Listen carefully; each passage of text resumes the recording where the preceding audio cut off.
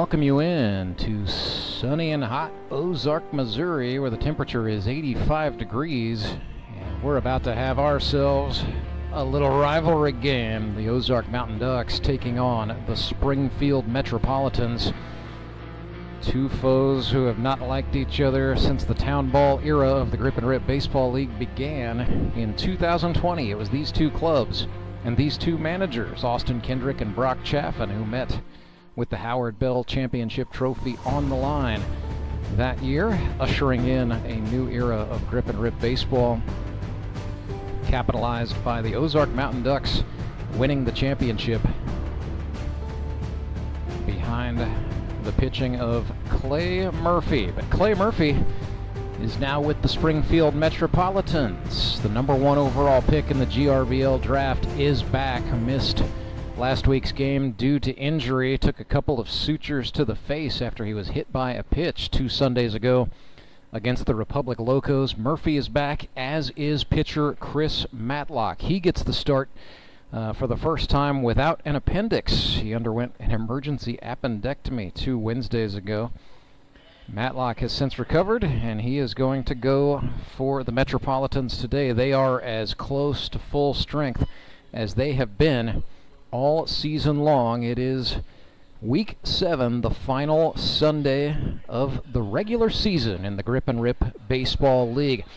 Earlier today, the game that just wrapped up, the Moon City Mavericks defeated the Republic Locos 3-1. So Moon City at 4-3 will, for all intent and purposes, win the Grip and Rip Baseball League North Division, holding tie-breaking criteria over both the Republic Locos and these Springfield Metropolitans. So Moon City, about 99.9% sure, will obtain a first-round bye in the GRBL playoffs, relegating the Locos and these Metropolitans into next week's eliminators.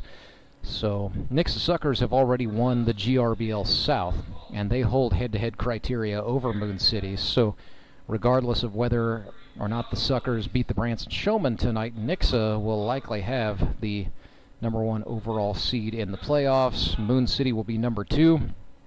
And it is a scramble for positions 3 through 6.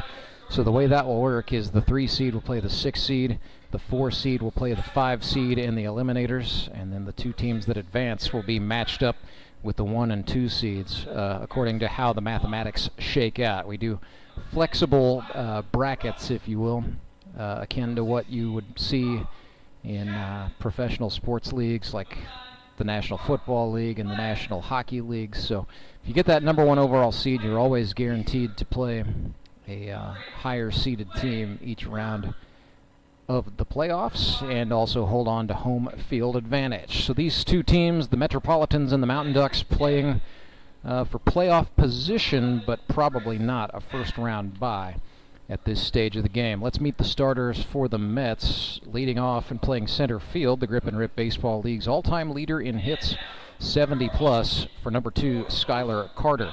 Batting second is the left fielder, #6, Jared Braschler. Batting third, the right fielder, #7, out of Republic, Missouri, Harrison Waters. Hitting fourth, the rookie, the only rookie on the Springfield Mets, #10, the first baseman, Tyler Rusk. In the 5 spot is the extra hitter, the Mets player-manager, Brock Chaffin. Batting sixth is the third baseman, out of Morrisville, Missouri, #9, Mark Blem. In the 7 spot is the catcher, #17, Michael Easter. In the 8th spot is the shortstop. He wears #8, the 2-time Most Valuable Player Award winner, Clay Murphy, is back. In the 9 spot, it's going to be the second baseman, Ben Hammett, wearing #5. And on the mound for the Springfield Metropolitans, back after undergoing a bit of a surprise appendectomy a few days ago, the NCAA Division II All-American and former Texas Rangers farmhand Chris Matlock.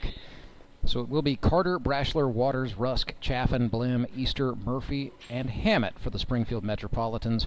Battery mates today, Chris Matlock and catcher Michael Easter. For the Ozark Mountain Ducks, they'll lead off with their second baseman, #4, Zach Ralph. Batting second is the shortstop out of Maryland Heights, Missouri, #6, Thomas McFarland. Batting third from Rolla, Missouri, He wears number 16, a strength and conditioning coach by trade, David Edwards. In the 4th spot is the Ducks manager. He wears number 5 and plays first base. That's Austin Kendrick. Back in the lineup after rotator cuff injury, or I actually checked that. It was an AC sprain in his right throwing shoulder. The extra hitter, Tony Lewis. In the 6th spot, and starting in center field, is number 8 from St. Charles, Missouri originally, Kyle Carpenter. In the 7th spot is the catcher. He's been a bright spot for the Mountain Ducks with 8 hits in 19 at-bats, Devin Phillips. In the 8th spot is the pitcher, number 7, out of Sleeper, Missouri, Seth Burns. In the 9th spot, the right fielder, Mr. Catch 365, Ethan Bryan. And in the 10th spot, the left fielder, now from Marshfield, Missouri. They call him the Bat, Nick Bacon. So it's Ralph, McFarland, Edwards, Kendrick, Lewis, Carpenter, Phillips, Burns, Bryan, and Bacon for the Ozark Mountain Ducks today. They are the home team on the scoreboard in their royal blue jerseys with white numerals, white pants, and blue and white ball caps. Mets in their black jerseys. They are the road team, also in the white pants today with black caps. Umpires for this one, it is Bo Campbell behind the plate with Rene Jalbert on the bases. These guys just worked the previous game between the Mavericks and the Locos, did an exceptional job, I will say. Rene Jalbert was featured on instant replay a few times with a close sliding call at home plate that was determined to be the right call. Big asterisk there. We don't actually have an instant replay rule in the GRBL. We're just able to do it because our director, Derek Saiko, is good like that. But Rene had a good strike zone all game long. This is a good crew and a good pairing, these two guys, Rene Jalbert and Bo Campbell from the Mid-America Umpires Union, and we're appreciative of all of the hard work they do. It's hot out there today, 85 degrees. We are starting to see a few clouds, but without too much wind, just 4 miles per hour out of the southeast. It feels absolutely warm. After talking to a couple of Mavericks players, King Owens and Andy Galley, when I told them it was 85, they said, "That's it? Feels like 110 down there." Yes, this artificial turf tends to hug the heat pretty well, making for a pretty balmy experience for the ball players. Hard to believe it is October the 1st, as it is just unseasonably warm here in Missouri, but we're having a good time. I would rather it be 85 than 35. And, yeah, that's just me. Don't like being cold. Starting pitcher for the Ozark Mountain Ducks, Seth Burns. He went to Evangel University, 31 years old, a beef cattle farmer who now resides in Sleeper, Missouri. That's up in Laclede County. Drives about between 90 and 100 miles one way to play ball with us each and every Sunday. So Seth Burns, 19 and a third innings pitched for Ozark this fall, 26 earned runs on 28 hits, 21 walks, which has been a bit problematic to go with 15 strikeouts, and as you might surmise by now, a bit of a high ERA. Schuyler Carter digs in. He will be the first Met to take on Seth Burns today, and the first pitch he sees is at 3:06 p.m.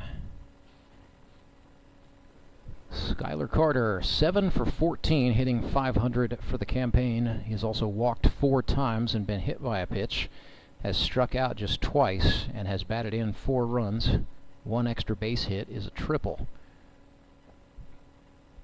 He's down 0-2 here after pulling a foul ball into the seats on the first base side. Burns attacked with a fastball that's bounced for ball 1.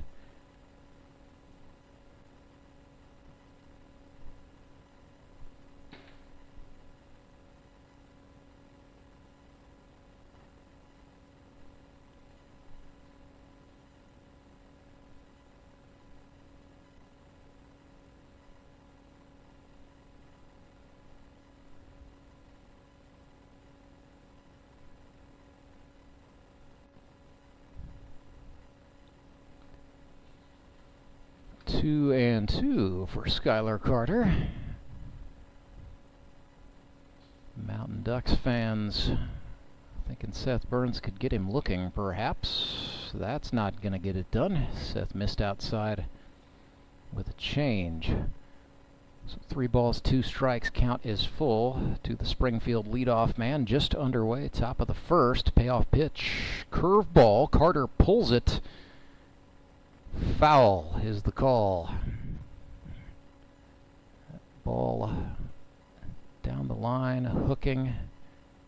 No chance for the first baseman, Austin Kendrick. And the umpire, Rene Jalbert, got out of the way. Another 3-2 pitch. That's outside. Schuyler Carter takes a walk, and the Mets have their first man on. So that'll bring up the commercial pilot, Jared Braschler. One of the members of the GRBL's Elite 50 hits for the career club. Originally from Branson, Missouri, then the family moved to Bolivar. That's where he finished high school. Went to Evangel University, but now resides in Ozark as Carter takes off and steals second base. And then looks like he got hit on the head. Not sure if that was on the tag by the second baseman or if Carter just caught himself somehow on the slide, but the umpire motioning for Carter to get some help from the Mets.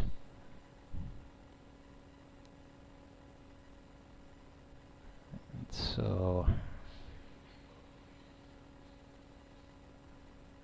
scary moment here perhaps as Carter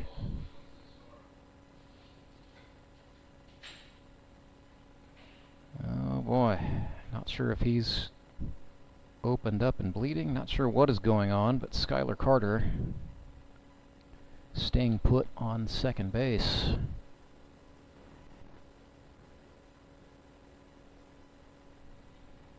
So we will briefly step aside.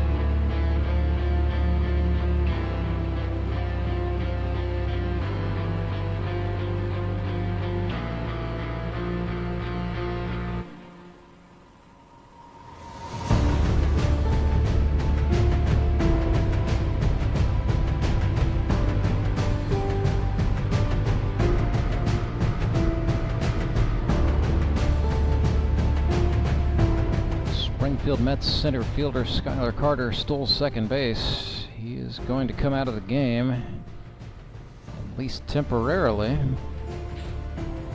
And yeah, looks like favoring something in the nose and the mouth, perhaps. Not exactly sure what's going on. We'll try to get you an update later, but Mets will send on a pinch runner for Carter. That's Josh Wilbanks. He's a backup outfielder. Well, utility player really, can do a lot of everything, and he runs well, so he is in scoring position for the Mets following that steal. So Wilbanks running for Carter. Jared Braschler is the batter. The 1-0 pitch, curveball, and he chased it, swing and a miss. So that evens us up 1-1.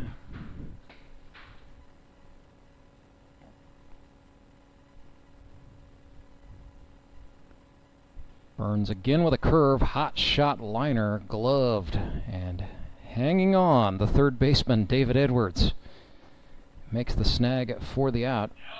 1 down.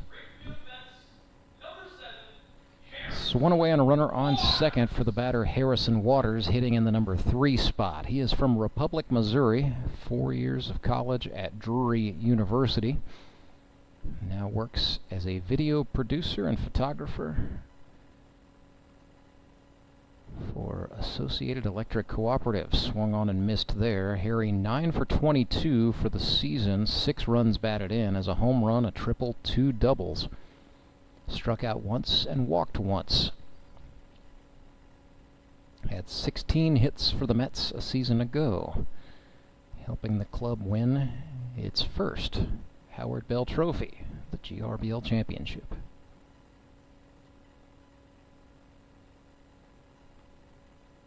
One and one to Waters. Burns looks back at the runner Wilbanks and then deals a curveball.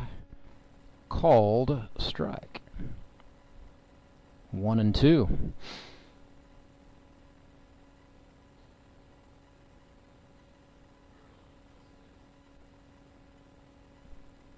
Burns comes back. Waters chops this one foul. It'll be 1-2 again.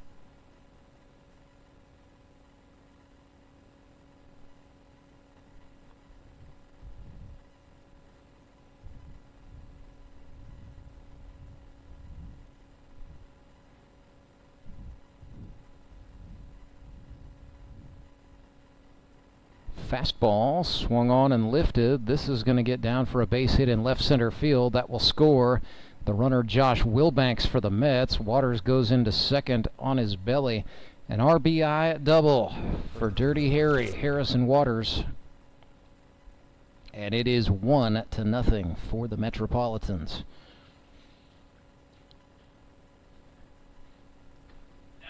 So one down. The batter is Tyler Rusk, the first baseman out of Sedalia, Missouri. Steps in. Sounds like he brought a cheering section with him. I love to see that. Rusk hitting .333. He's 6 for 18. Make that 7 for 19. That's a base hit into left. And Rusk will go to second base as the Mountain Ducks were preoccupied trying to keep the runner Harrison Waters from scoring.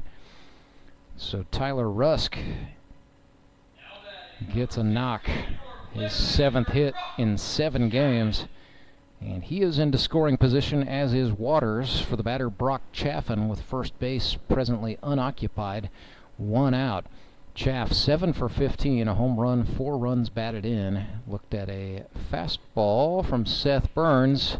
These two players, the pitcher Burns, the batter Chaffin, a long history with each other. They both actually went to Stoutland High School in Stoutland, Missouri, so they've known each other since they were kids.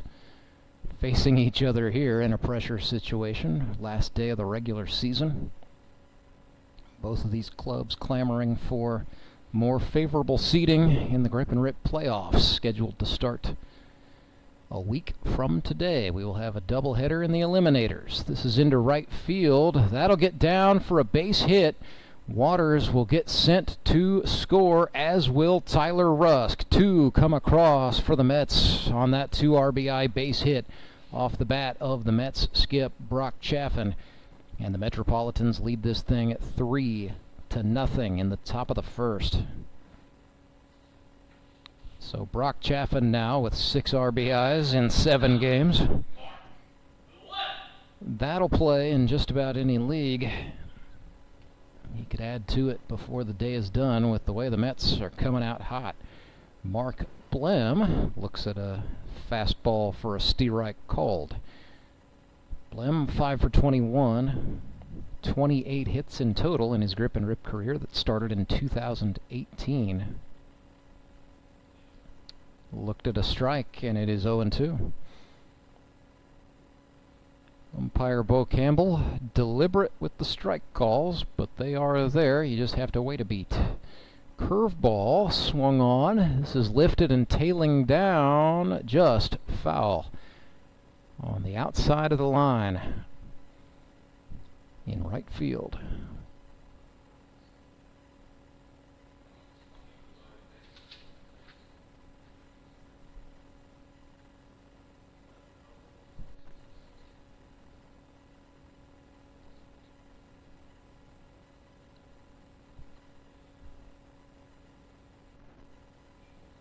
Nothing in 2 to Blem. Down on strikes he goes. Burns got him to reach. Seth's first strikeout of the day. Brings up the catcher Michael Easter. Edwards, the auto mechanic and the certified vehicle inspector from Springfield, Missouri, went to Hillcrest High School. He's played for both of the hometown clubs, if you will, over the course of his GRBL career. He's been with the Moon City Mavericks, finds himself with the Springfield Metropolitans for the first time.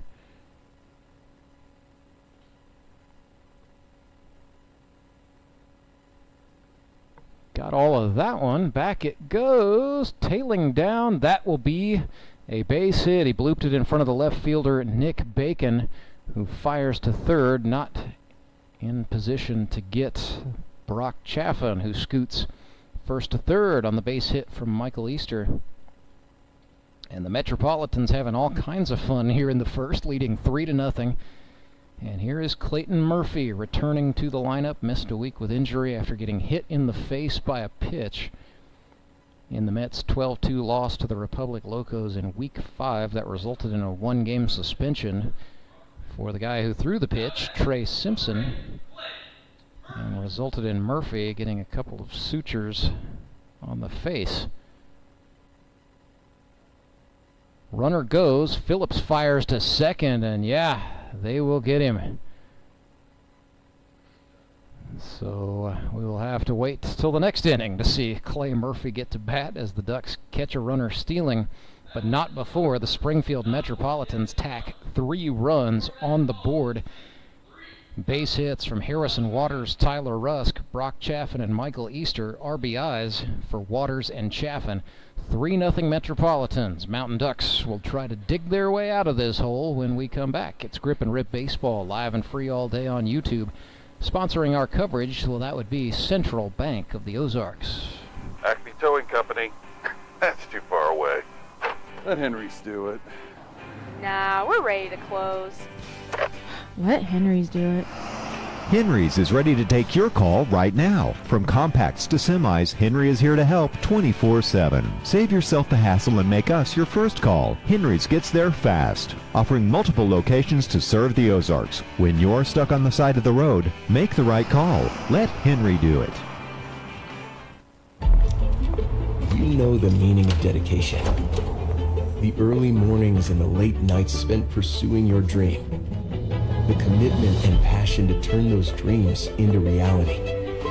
That spirit of dedication is why Central Bank is always there, working behind the scenes, helping you navigate those twists and turns in your journey with solutions that are tailored to meet your business needs. Central Bank. We do business better.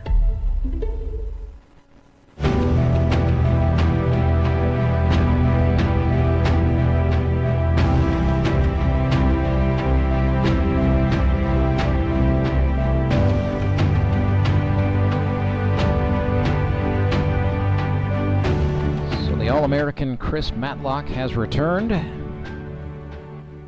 Had a minor finger injury sustained during a remodeling project and then an emergency appendectomy that most definitely kept him out of the lineup a Sunday ago, but he is back. Springfield, Missouri native who went to Glendale High School, played at Longview Community College, and then the University of Central Missouri, where, as a senior, he was 6-2 with 14 saves and a 1.19 ERA.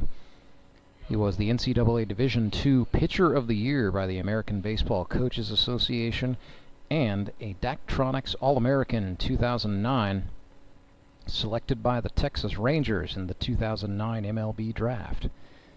So far in 2023 with the Mets, Chris Matlock has pitched 15 innings. He's allowed 5 earned runs on 19 hits, struck out 16, just 3 walks and a hit batsman for the 36-year-old. He's a timeshare broker by trade. Not only was he an All-American and the Division II Pitcher of the Year, he got himself an accounting degree at Central Missouri that he has put to use as he fires a strike to the Mountain Ducks leadoff man, Zach Ralph.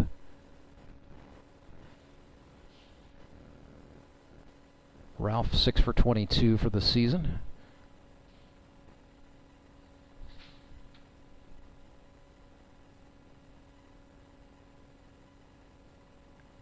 Hitting .273.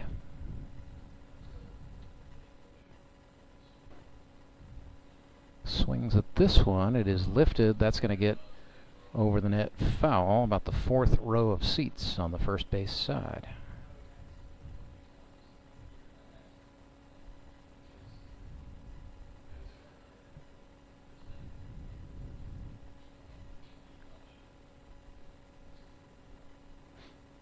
So Matlock, like I said, he's had a finger issue on that right throwing hand.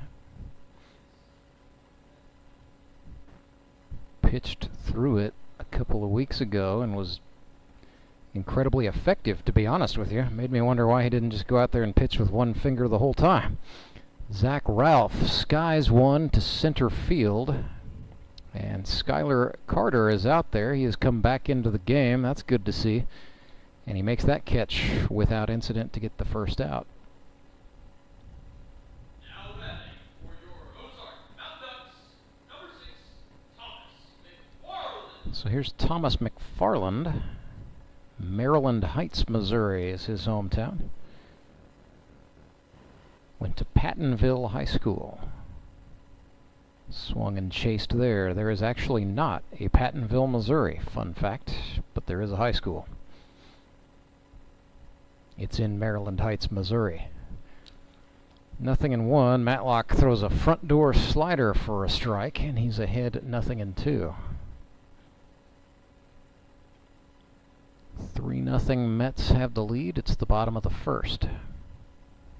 Whoa. That one got away from the pitcher. Big reach by the catcher, Michael Easter. 1-2.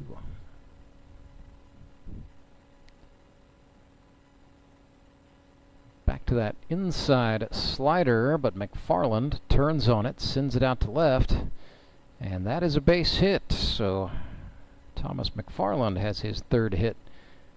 Rookie for the Mountain Ducks. Played a lot of center field, getting the start at shortstop today, and now he's on. So that single to left brings up David Edwards. He has been a stalwart at third base all season long. Third year in the league, broke in 2021 with Republic. David Edwards 10 for 20, 4 runs batted in, 2 doubles. He has walked twice, he's been hit by pitches 3 times, and has struck out 3 times. Edwards with 35 hits and counting in his career. Almost always a contender for the league batting title, David Edwards. Originally from Florida, went to St. Cloud High School. That's sort of part of the South Central Florida Disney World sprawl. Swung on and missed there, and Edwards will step out with 2 strikes. Taking a long, slow stroll around. Can't do this in the bigs anymore, but you can do it in the grip and rip. David Edwards is back in. See if Matlock attacks him with the slider after that long stroll in the park. Nope, they'll make a check throw instead over to Rusk at first. Nice little fake throw there. Thomas McFarland not buying. So here we go with the 1-2. Matlock from the belt. Yes, indeed. The front door slider. Edwards flares it into right. Should be no trouble for Harrison Waters. And indeed, he makes the catch in the out. So 2 down. Brings up Austin Kendrick, the player manager. AK has been in the league since it started in 2016. He has been a manager since the second season in 2017. Won it all with the Ozark Mountain Ducks in 2020. McFarland faked a takeoff, and Matlock missed inside to Kendrick. It's 1-0. Austin Kendrick had himself a great day. A Sunday ago, he was 4 for 5 against the Nixa Suckers to improve to 6 for 13 on the season. Swings and sends this one. Oh my gosh, it's caught. Mark Blim, the former Ozark Mountain Duck, robs Austin Kendrick of a base hit. It is a line out, so Chris Matlock faces 1 above the minimum, but he preserves a 3-0 advantage for the Metropolitans. Back with the second after this. When Gary and Sandra Henry started Henry's Towing nearly 5 decades ago, customers knew that Henry would be the guy coming to help. People would call and ask to let Henry do it. And as Springfield has grown, our family has grown as well, so there's always someone around to come help you out. Everyone at Henry's is a member of the family, fully trained and as dependable as the original. With a family this size, help is always right around the corner. So if you find yourself in need of roadside assistance, remember to call the name you've grown to know and trust. Remember to let Henry do it! Do you ever wake up and feel like you're already out of energy? I haven't felt that way since I started doing yoga. You do yoga? Every morning. Best change I've ever made. Try our community classes for only $8. Sumit's hot yoga. You are gonna feel awesome!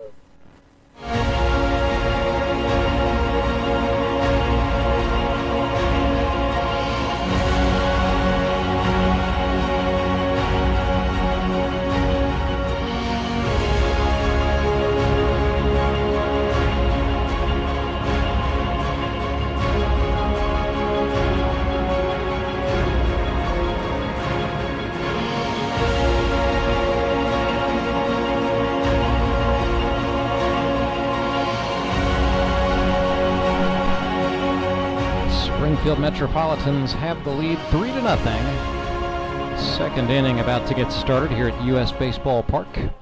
Sun is sort of hiding behind a cloud right now. You gotta make it a little more palatable for the guys on the field. Here's Clay Murphy for the Mets. Murph in the 8th spot today. Where's number 8?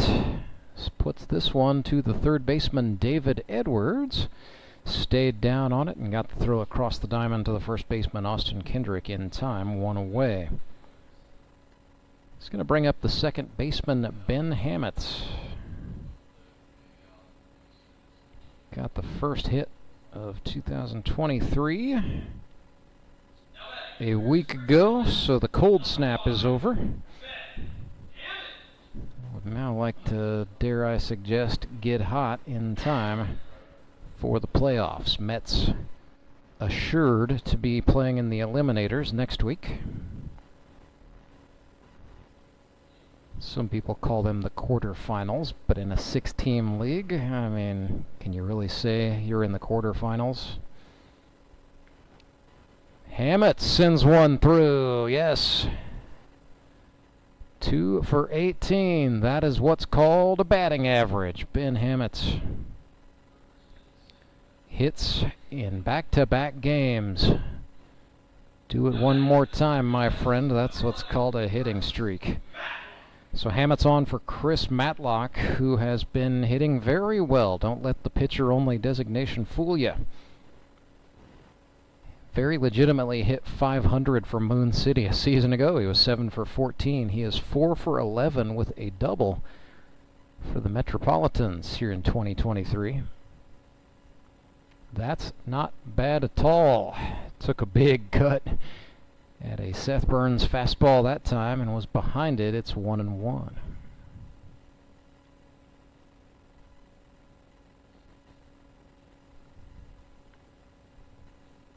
Chris became a dad for the first time last year. He's added 1 for good measure since then, so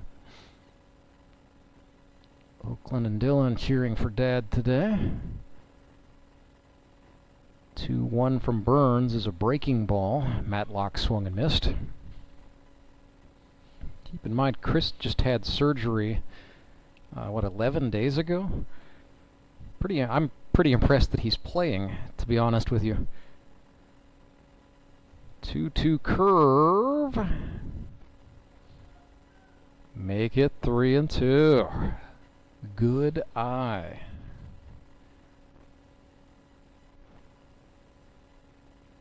Burns comes set, slides and deals, fastball, a golf swing from Chris Matlock at that pitch on the inner half, and he fouled it. That ball still rolling, as a matter of fact, out in the Metropolitans bullpen in left field. So we are full up. We'll do the payoff one more time. Burns sets and delivers a curve, swing and a miss. When Seth Burns is spotting the curveball like that, it's awfully tough.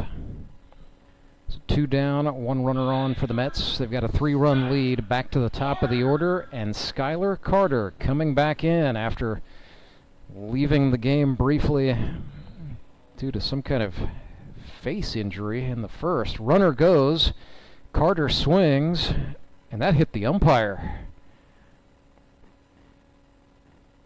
Time is called, so that's going to be a foul ball, 0-1. Oh, yeah, off of Carter's bat and looked like right into the chest protector. That's scary. But the plate umpire, Bo Campbell, says he's all right.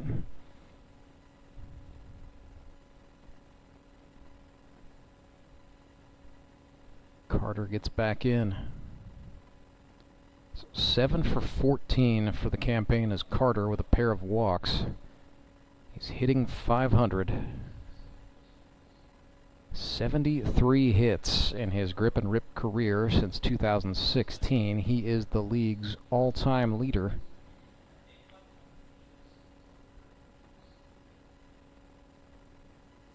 By 10, actually by 11, I believe. Need to do some quick mathematics to tell you, so stay tuned for that. But 0-2 to Carter. And now the runner goes. Well, now he's going to be caught in a rundown. Seth Burns. Well, nope, will not make the tag. Now a retreat and then an early slide trying to go under a throw. That will not do. And so the Mountain Ducks catch another Met. Stealing, if you will. And that ends the top of the second. We go to the bottom of the second. 3-0. Springfield Metropolitans out front. Back after this. Acme Towing Company. That's too far away. Let Henry's do it. Nah, we're ready to close.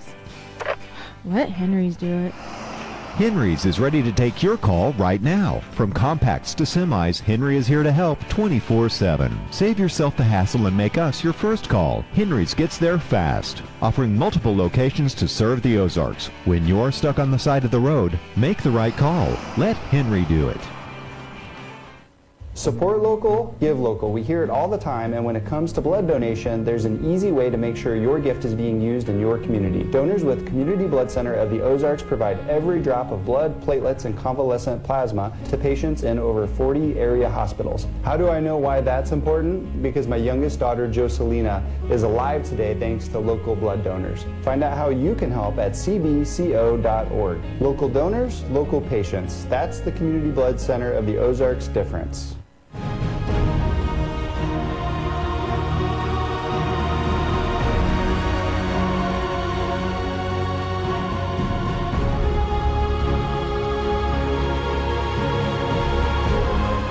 Schuyler Carter leads the Grip and Rip League all-time, 72 hits, and counting for his career, the number 2 guy in the running order, just as I thought, 10 back, 62. That's Caleb Cole, another Hall of Famer with the Republic Locos. Caleb Cole had a big day today for the Locos, although they did lose 3-1 to the Moon City Mavericks. 1, 2, 3... 4, 5, 6. 6 assists plus another 4 direct putouts. It's a pretty big day if you're a shortstop. 0-1. The batter for the Mountain Ducks here facing Chris Matlock is Tony Lewis. It'll be Lewis, Carpenter, and Phillips this inning.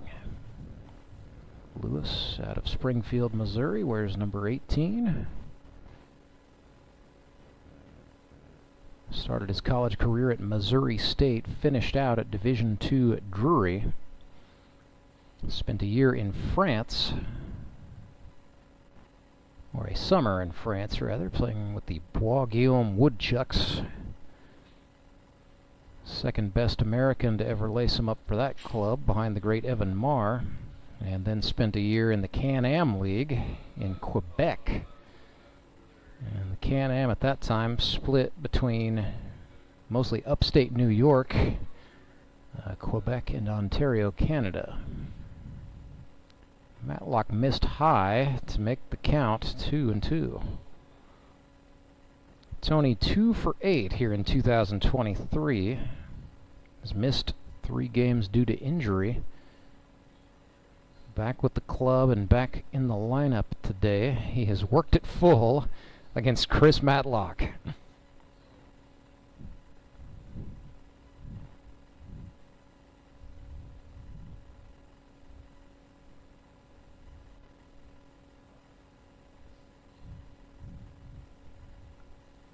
Payoff pitch. No, he walked him. Matlock did not get the curve to hook up and spin effectively. So it's the free pass for the Mountain Ducks extra hitter, and he is on for the very dangerous Kyle Carpenter. He's got a very peculiar open stance, true lefty.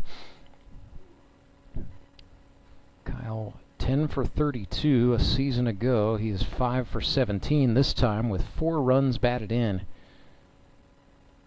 Does have a double.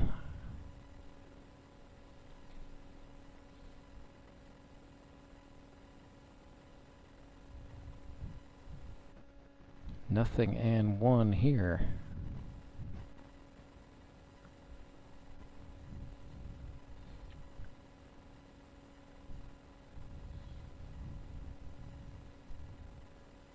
Matlock from the belt. Slider. Carpenter was ready for it. Puts this one in the air to center, but Schuyler Carter was also ready for it. He makes the catch and the out. That's 1 away. Bring up the catcher, Devin Phillips, who has swung a great bat. This is his second year in the grip and rip. He is 8 for 19 and has batted in 8 runs, a triple, a double, 6 singles. He has also drawn 4 walks. So Phillips absolutely breaking out. Second-year player out of Willard, Missouri. An electrician by trade. Sends this one through. Make that 9 hits in 7 games. For the Mountain Ducks, Devin Phillips. The guy's just been an absolute animal here in 2023. Wasting no time, taking one the opposite way. Got his pitch and drove it. So first and second for the Mountain Ducks. Seth Burns stands in. So Burns, the Mountain Ducks pitcher.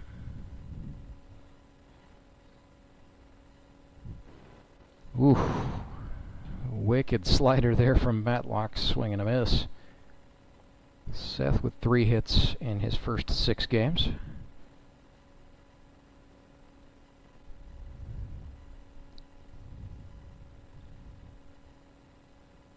Down 0-1 here. Ooh, Matlock took something off there. That was a called strike too. Just catching that inner half of home plate. Sun is back out and beating down over U.S. Baseball Park. 0-2 pitch, swung on and chopped. That will go foul, third base side.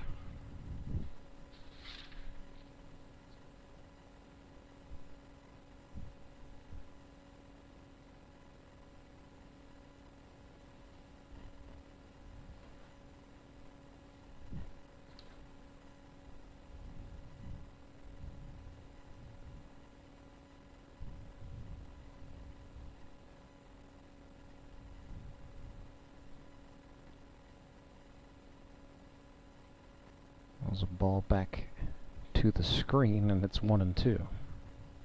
Or check that, 0-2 still.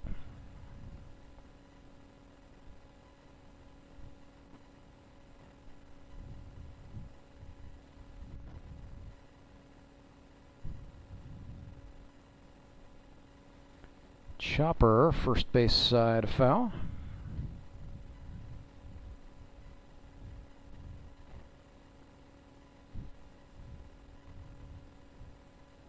Don't forget, coming up tonight at 6, baseball night in the Ozarks, a GRBL South Division showdown, the last game of the regular season. It'll be the Branson Showmen and the Nixa Suckers. Nixa has already won the South Division title and has clinched a first-round bye, effectively a direct trip to the GRBL semifinals. Check throw over to first by Michael Easter, not in time to get Kyle Carpenter.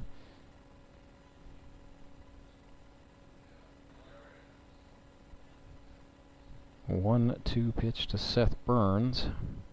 Not sure what the discrepancy was there with the plate umpire. Nonetheless, Matlock overthrows the fastball. It's 2-2.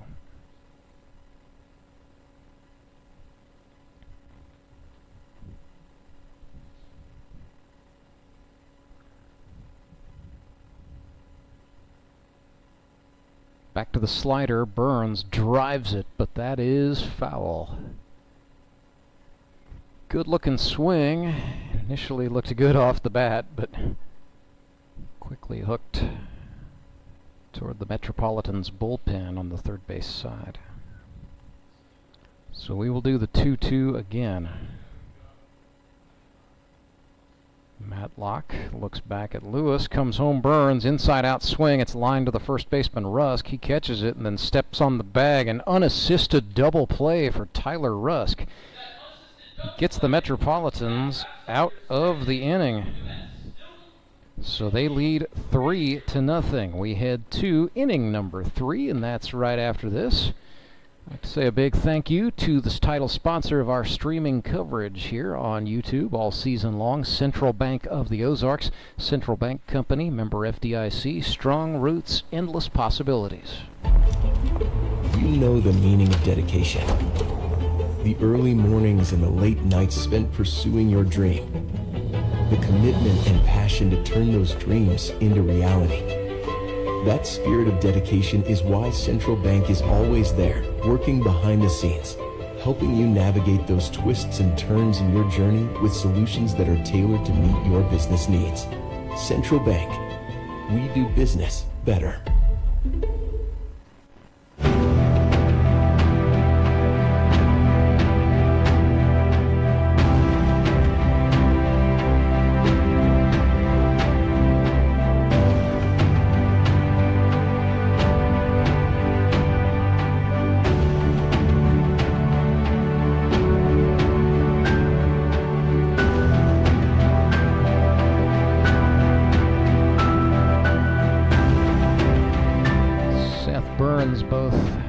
At it, I should say, for the Ozark Mountain Ducks. Both of these teams will have decisions to make in the 4th inning and beyond when it comes to pitching management strategy. The rules in the Grip and Rip Baseball League do not put a pitch count on any hurler, but there is an innings restriction. Pitchers are generally restricted to no more than 3 innings of work.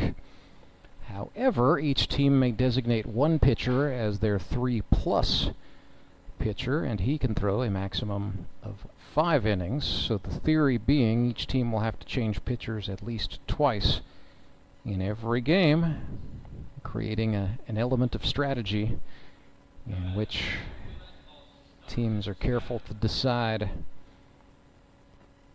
where to put their 3+ designation if they want to do that, and when to make changes. Burns throws a curveball to Schuyler Carter that is flared to the shortstop. Thomas McFarland is able to haul that in, and he makes the catch for the out. 1 down in the top of the 3rd. Springfield Metropolitans lead the Ozark Mountain Ducks 3-0. So Ozark came into this game 2 victories, 4 defeats. Both of Ozark's wins have been against the Branson Showmen, and so Ozark would hold head-to-head criteria over the equally 2-4 Branson Showmen in the playoffs should they finish the regular season with identical win-loss records. There's still some more ball to be played before we really start talking about seeding the playoffs.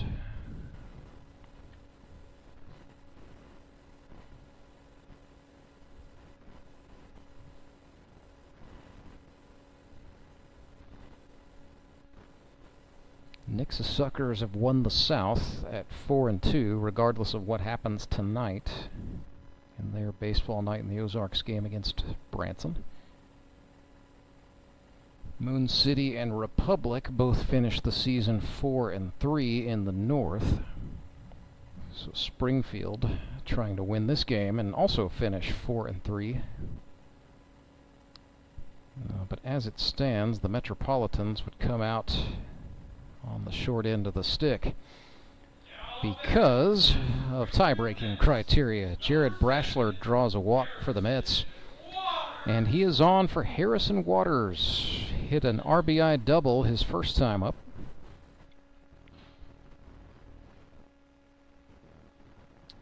So Harry 10 for 23 with 7 runs batted in 7 games. Swings and puts this one in the air to center field. Back goes Carpenter on the run, makes the catch. Fine job by Kyle Carpenter out there in center field, hauling in the grab. Taking one away from Harrison Waters, and it will bring up Tyler Rusk. Number 10, Tyler Rusk, went to Cole Camp High School in Cole Camp, Missouri. It's up in Benton County, north of Lake of the Ozarks, by a pretty good distance. Ball got away from Phillips, but it will keep the runner Braschler over at first. So Tyler Rusk went to Crowder College in 2012 as a freshman. Was 12 for 69 at the plate with 11 runs batted in. Also scored 12 runs, so was used as a pinch hitter quite a bit. Or a pinch runner, rather. Appeared in just 7 games as a sophomore at Crowder in 2013, and then an injury shut him down, effectively ending his junior college baseball career at that point.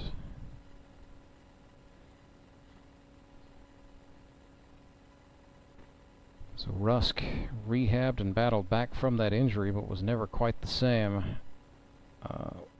Played 1 season at Central Methodist University in Fayette. That was in 2015. That was the last time he had played organized baseball before he worked out, tried out, and found himself on the Mets. That's deep in the hole to the shortstop. McFarland did a great job getting to it. He got the throw across to Kendrick. It wasn't in time. Ball squirted out of AK's first baseman's mitt, and that allows the runner Braschler to go take third. Infield single is how it will be scored for Rusk. So he is officially 2 for 2 on the day and 8 for 20 for the season. So hitting 400. That is one way, certainly, to come back to organized baseball for the first time in 8 years. Been a heck of a rookie season for Tyler Rusk. Brock Chaffin rips one foul. He had a 2 RBI single out to right first time. That made the score 3-0 in the Mets' favor. He could tack on at least 1, maybe 2 insurance runs right here as he bats with 2 outs.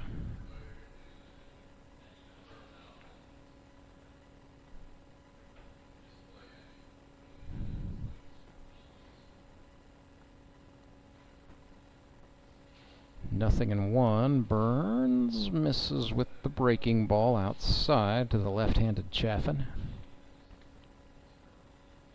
Works in logistics for J.M. Smucker Company in the pet food division. Lives in Springdale, Arkansas. Rusk takes off for second. Pitch goes up and out. He will steal. So that puts 2 Mets into scoring position. Count to Brock Chaffin is now 2-1.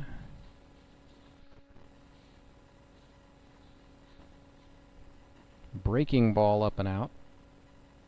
And that was a case where the ball just slipped out of Seth Burns' hand before he meant for it to make its exit.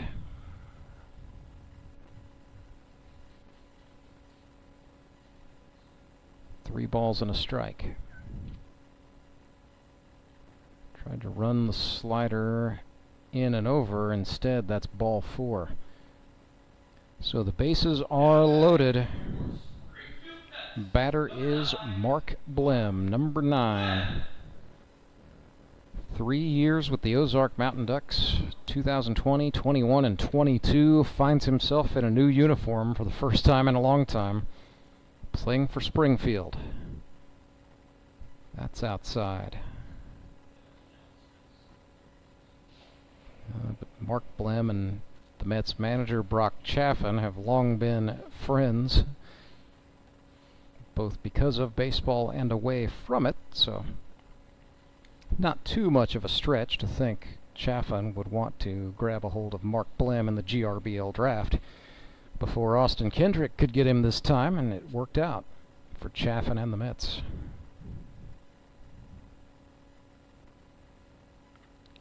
Two and 0 to Mark.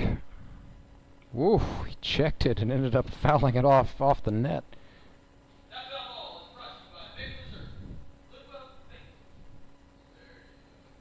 It's 2 balls and a strike for Blem, the automotive tool manufacturer from Morrisville, Missouri. Family business started by his father, Jerry Blem Tool Company. They are also Mark's player sponsor and have been pretty much his entire career since 2018. But they are world-renowned in the ways of paintless dent repair for automobiles. That is no lie. Out of that shop in Morrisville, Missouri, they ship tools all over the world to auto body shops.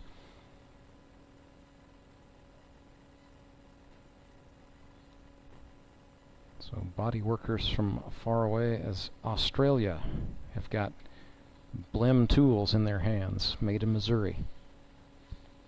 So Mark has worked it full against Seth Burns.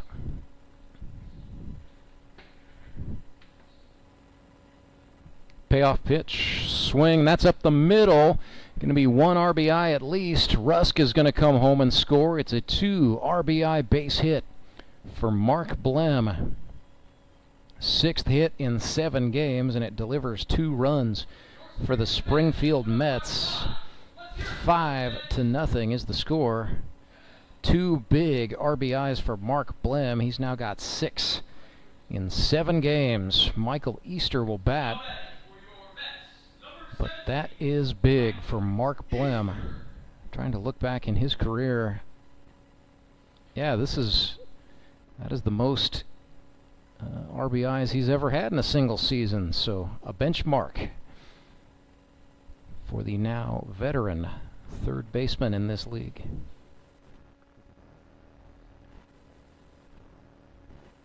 Michael Easter, veteran catcher, has been out here since the league started in 2016.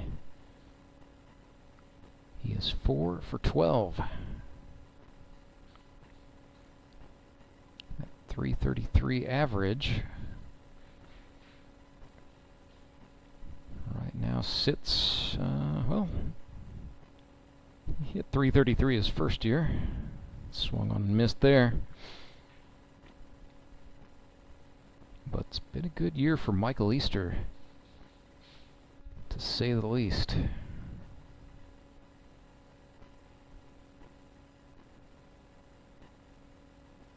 Fastball, no, that's inside. Nope, never mind, check that, a called strike. I just need to be more patient.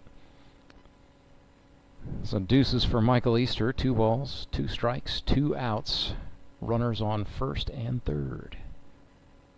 Seth Burns slides and delivers a curve. This is hit to the second baseman, Zach Ralph, with it. His throw to first in time, and that will get the Mountain Ducks out of the inning, but not before the Springfield Mets score 2 to go up 5-0. A 2 RBI base hit off the bat of Mark Blem puts the Metropolitans up by 5. The bottom of the third is coming up right after this. It is Grip and Rip Baseball, live and free on our YouTube channel. I'm Nicole Cartmel with the Bank of Missouri. Whether you're looking to pay bills or make a big purchase, sometimes you need cash quickly to take that next step. A consumer loan might be a perfect option to help you live well, bank well. Sonia McClendon, one of our branch managers, is here to explain. Thank you, Nicole. We provide personal consumer loans for almost any purpose, from building your credit to financing that new car. We offer competitive rates, and decisions are made locally so we can get you the money that you need quickly. But what makes our consumer loans unique is that personal touch. For example, I recently worked with a customer to secure a loan for a horse trailer. He could have went elsewhere, but he chose to work with his bank because of that personal relationship that we've built with him. Being able to work with your personal banker that you know and trust makes a big difference. That's right, because we work with our customers to help them live well, bank well. Get started at bankofmissouri.com.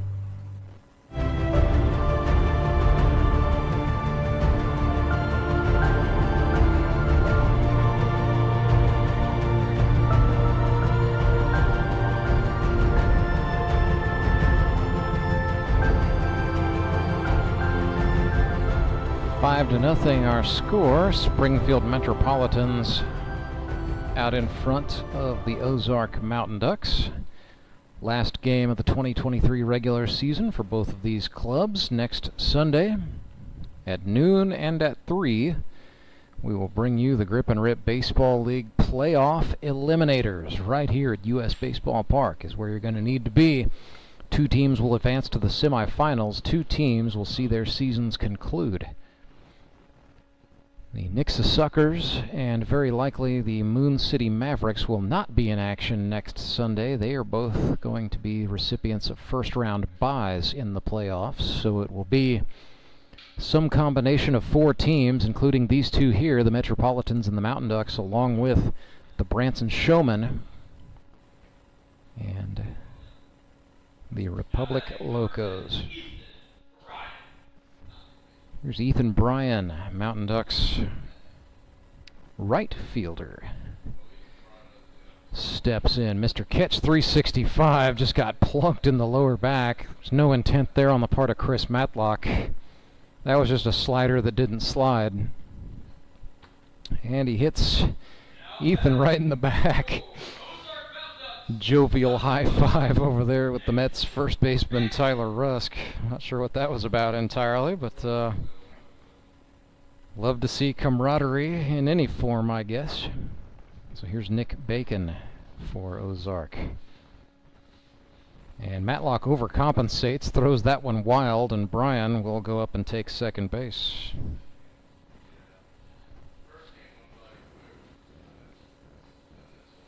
Bacon for the season, 3 for 15.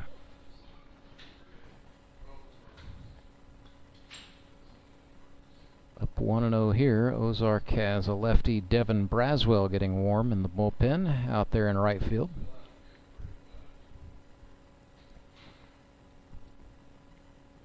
Nothing doing for the Metropolitans, leading me to believe Chris Matlock is probably going to go as far as he can in this game. Bacon puts this one sharply into left field. However, not a problem for Jared Braschler, one of the all-time best outfielders in this league. Hauls that one in for the out. So 1 away. Back to the leadoff spot go the Mountain Ducks. Back up comes Zach Ralph. Flew out to center field first time up. So he is 6 for 23. Needs 1 hit to equal his career best for base hits. That was 2020 with Moon City, his rookie year. Swings and puts this one sharply to third. Big throw from Blem. Tyler Rusk got a hold of it. Umpires looking, and they're going to say Rusk was brought off the bag. So a base hit for Zach Ralph. An infield single. Definitely not a routine play for the third baseman, Mark Blem. He almost made it anyway, but almost is not part of baseball. So Zach Ralph, 7 hits in 7 games. On par with the hit total of his rookie year in 2020. So first and second for the Ducks. Thomas McFarland bats. McFarland does a back handspring in his Jumbotron walk-up video. 22 years old, out of Maryland Heights, Missouri. Drummer in a band. He's brought big cheering sections a few times. A lot of fun to have a guy like that in this league, and a lot of fun that is. Sends a single out into center field. Mountain Ducks will hold the runner at third, so McFarland loads him up. Back-to-back hits for Ozark, and the bases are chucked for David Edwards. 3 ducks on the pond, our director Derek Saiko reminds me. So bases are loaded for Edwards, who is 10 for 21 on the season. 4 runs batted in. David had 9 ribbies as a rookie with Republic in 2021. Flies this one foul. Whoa! That hit off the one of the guide wires on the net.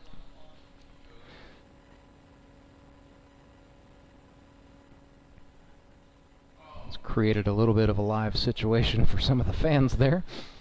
Up top on the first base side. 0-1. Edwards clubs this one to third. Oh, Blim got down on it, but it bounced off of Mark Blim, and Ethan Bryan will score. That will be charged as an error, but the Mountain Ducks are on the board 5-1.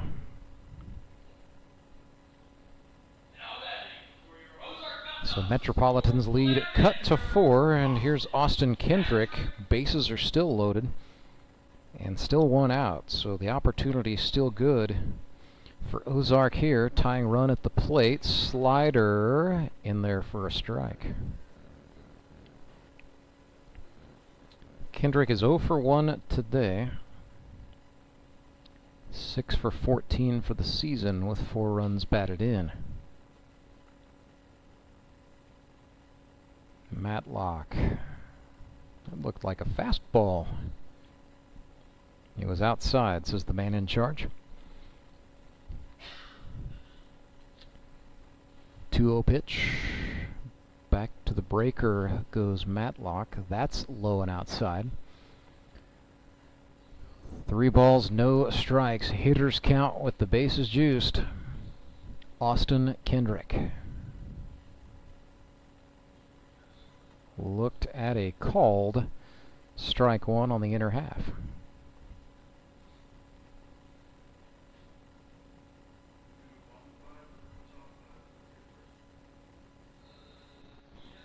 Three and 1. Fastball clubbed toward the shortstop. Murphy with it. Plants and throws across in time to Rusk. So Kendrick is out, but another run comes across. It is 5-2 for the Metropolitans. So that creates a situation with 2 outs. Runners are on second and third. First base is unoccupied, and the batter is Tony Lewis. Ozark's extra hitter drew a walk his first time up. Matlock bends one in there for a strike. 0-1. Metropolitans playing Lewis to pull. Instead he goes into left center field, but Braschler is going to get there in time to make the catch, the out, and get the Mets out of the inning, but not before Ozark brings a couple of runs across. Mets still lead. It is 5-2. We go to the 4th. Redline Athletics is the Ozark's #1 youth sports performance training center. Redline uses the latest in technology, equipment, and techniques to help kids ages 8 to 18 prepare for competition in all sports, with our #1 goal to make them a better athlete first. Redline Athletics now offers team training. Bring your full squad in for workouts with our professional staff and boost their speed, strength, agility, and skills. Train like a pro at Redline Athletics, located in Southeast Springfield, just off James River Freeway in South Glenstone. You know the meaning of dedication. The early mornings and the late nights spent pursuing your dream. The commitment and passion to turn those dreams into reality. That spirit of dedication is why Central Bank is always there, working behind the scenes, helping you navigate those twists and turns in your journey with solutions that are tailored to meet your business needs. Central Bank. We do business better.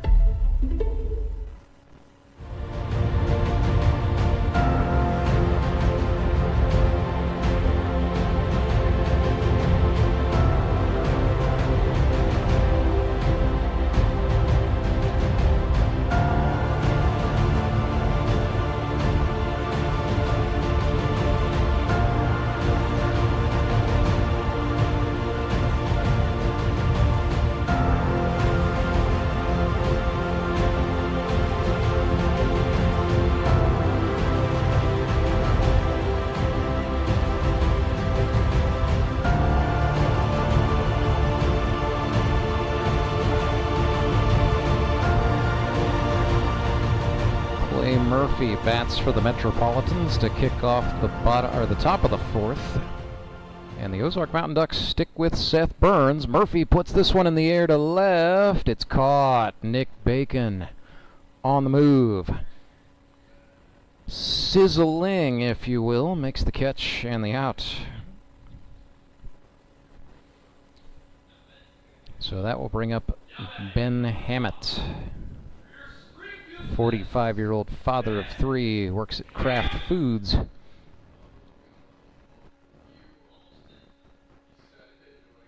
Lives in Nixa, Missouri, originally from Rose Hill, Kansas. Played college baseball at Oklahoma Christian.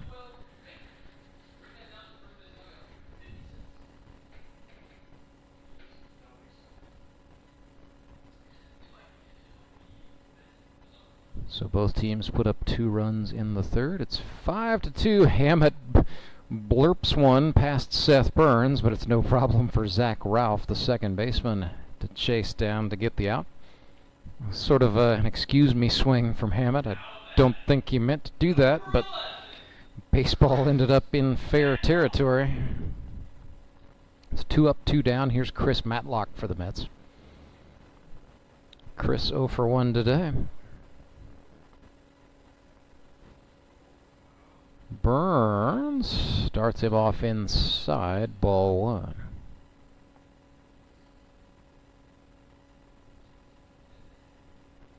Matlock's first year in the GRBL, 2017. Sends this one to the third baseman. David Edwards stays down on it. Throw across in time. Nice play by David Edwards. 3 up and 3 down for the Mountain Ducks. Seth Burns, with the 3+ designation, does exactly what you want to see when a pitcher goes out there for a 4th inning. So perhaps more Seth Burns on tap here in a little bit, but now the Metropolitans take the field. Ozark will try to chip away, trailing by 3. If you and I knew plumbing, you and I would never need to call United Plumbing, UNITED. But you and I can't fix a pipe or a faucet filled with lime, so we always call United, and they're there right on time. You and I once tried it, then decided to call United, treating you and I the way you and I would want to be. So call United Plumbing, UNITED. United Plumbing. Acme Towing Company. That's too far away. Let Henry's do it.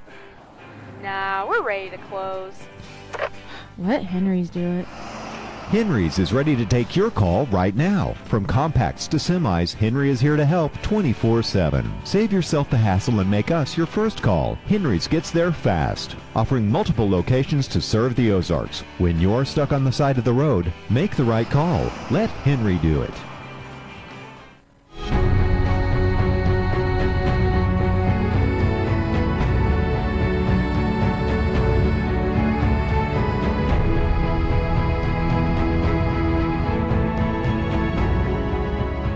So the head-to-head,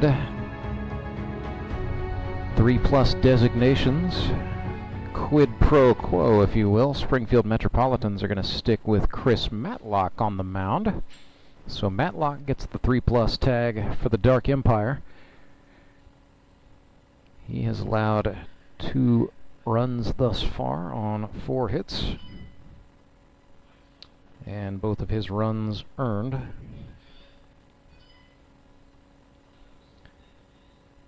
Nonetheless, pitching very well considering all he's been through over the last couple of weeks.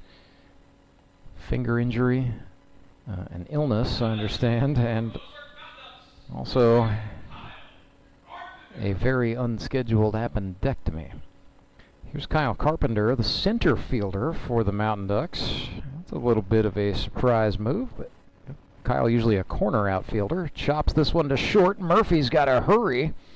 He did not get it there in time. Kyle Carpenter arrives safely, and they will chalk that up as an infield single.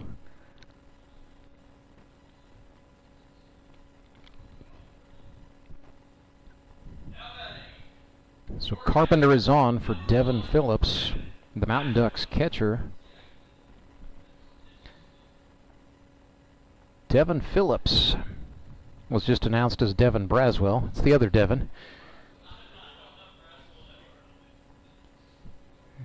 Two guys named Devin in this league, and they're both on the Mountain Ducks.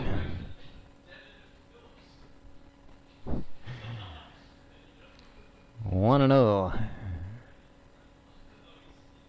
to the Devin, who I'm sure would tell you is the better Devin. Oh, Devin Braswell has been pretty good as of late also. What are the odds?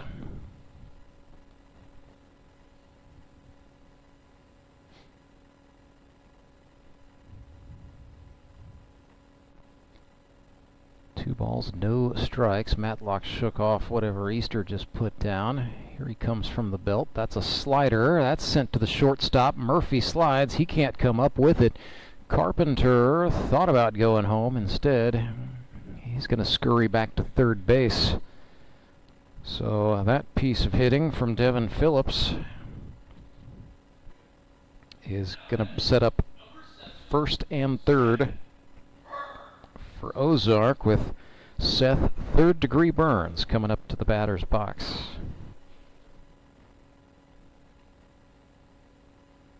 A 31-year-old cattle farmer from Laclede County. 0 for 1 today, grounded into an unassisted double play to the Mets first baseman Tyler Rusk, first time up. That was a thing of beauty in the second.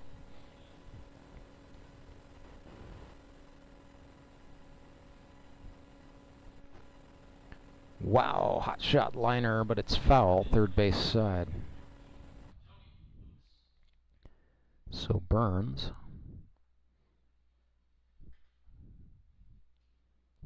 behind here, 0-1, and I think he's going to be asked to continue pitching in the fifth if he feels up to it. Here's a check throw. Oh, nice little bit of deception from Tyler Rusk, acting as though the ball got away from him when it didn't. Tyler Rusk has been reaching into the bag of tricks over there for the Mets today.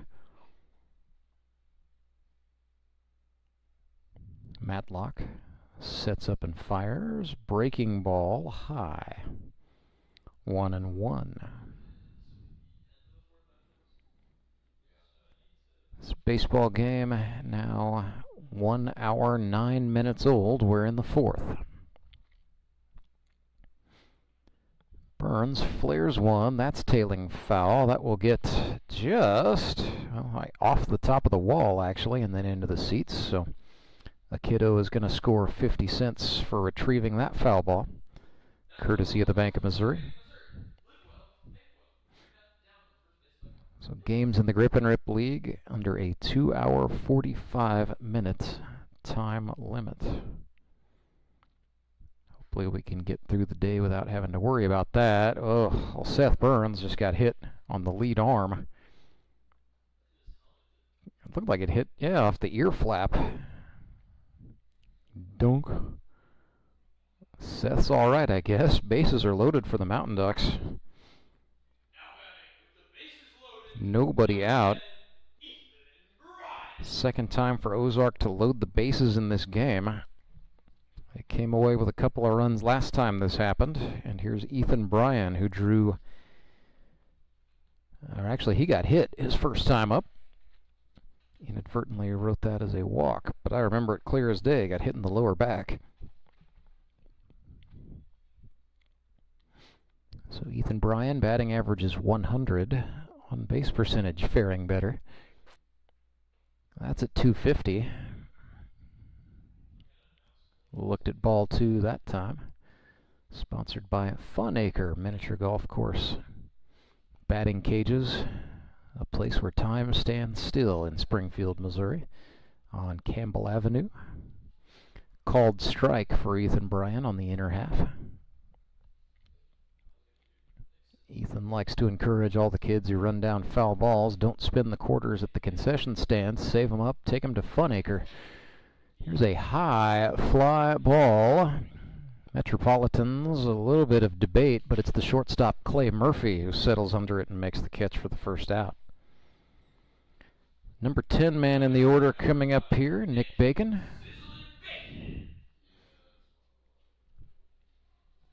Flew out to left first time. Moved around a little bit as a youngster, including a stint where he and the Mets manager Brock Chaffin were in the same kindergarten class outside of Lebanon, Missouri. Woo, high fastball, and then Michael Easter sends one into left field, and that error will allow Kyle Carpenter to score, and the Mountain Ducks cut into the lead. It is 5-3 for the Mets.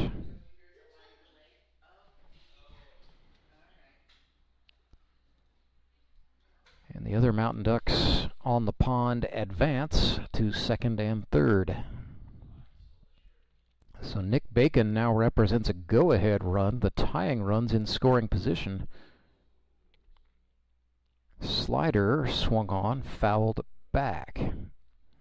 So Bacon and Matlock have been teammates before. Matter of fact, they played for a championship-winning team in 2019. The Henrys towing High Rollers under Justin Skinner, part of his run to back-to-back-to-back GRBL championships. Bacon swings and gets under this one. It's into center field. Carter in on the run, makes the catch and a throw right on the money to the plate. That's absolutely going to freeze Tony Lewis at third base. He knew better than to try to run on Carter. It was an exciting fly out, but a fly out nonetheless. 2 down. Back to the top of the order, Zach Ralph, who is 1 for 2. Had an infield single last time.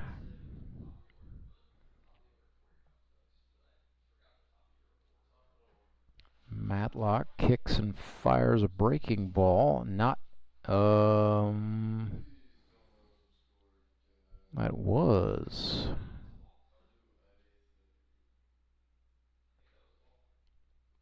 There's a slider down, Easter with the block.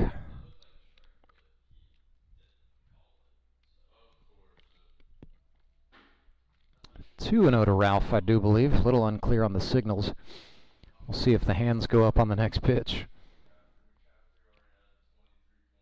Ooh, Ralph grounds this one back to Matlock, just off the mound, but his throw to Tyler Rusk, plenty of time to get out of the inning. So Chris Matlock worked himself into a jam, gives up 1 run as a result of an error. That'll be unearned.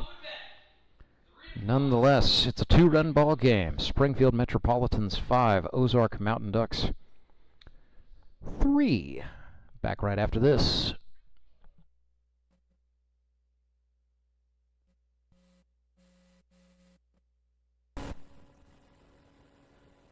I need a change. My workouts are too boring. Oh, I've got an amazing workout for you. Hot yoga. I've lost weight and I'm more flexible. Try our community classes for only $8. Sumit's hot yoga. You are going to feel awesome. I'm Nicole Cartmel with the Bank of Missouri. Whether you're looking to pay bills or make a big purchase, sometimes you need cash quickly to take that next step. A consumer loan might be a perfect option to help you live well, bank well. Sonia McClendon, one of our branch managers, is here to explain. Thank you, Nicole. We provide personal consumer loans for almost any purpose, from building your credit to financing that new car. We offer competitive rates, and decisions are made locally so we can get you the money that you need quickly. But what makes our consumer loans unique is that personal touch. For example, I recently worked with a customer to secure a loan for a horse trailer. He could have went elsewhere, but he chose to work with his bank because of that personal relationship that we've built with him. Being able to work with your personal banker that you know and trust makes a big difference. That's right, because we work with our customers to help them live well, bank well. Get started at bankofmissouri.com.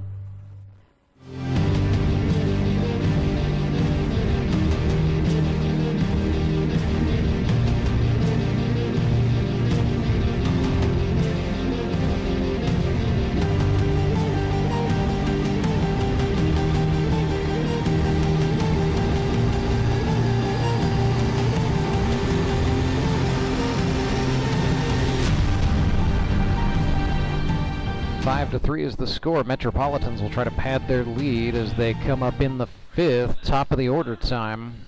Schuyler Carter, Jared Braschler, and Harrison Waters, the 3 outfielders, due up.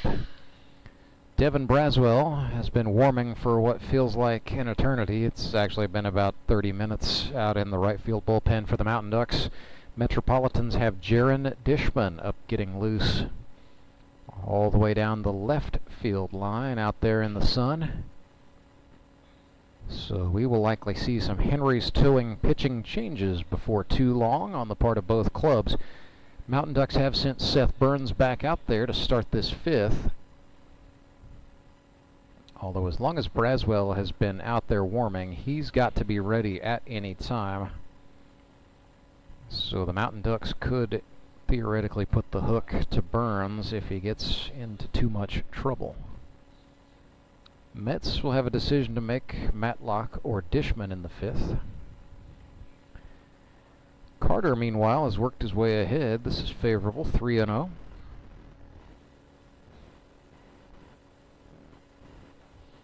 Swing and a towering foul ball back. It's probably going to be in the parking lot. Carter 0 for 1 today. Drew a walk in the 1st. Stole second base, briefly left the game. Some sort of injury to the face. This is in the air to right field. Over to get that, tracking it and making the catch is... Wait, don't tell me. That's Ethan Bryan out there in right, making the grab. Corner outfielders for the Ducks, Ethan Bryan and Nick Bacon, both wear high socks. And occasionally it gets a little confusing from this far away. Nonetheless, here's Jared Braschler, 0 for 1 with a walk today. Swings and lifts this one into shallow right. Bryan sprinting in, he won't get there. Ball is down on the turf, and Braschler will slide into second base unscathed.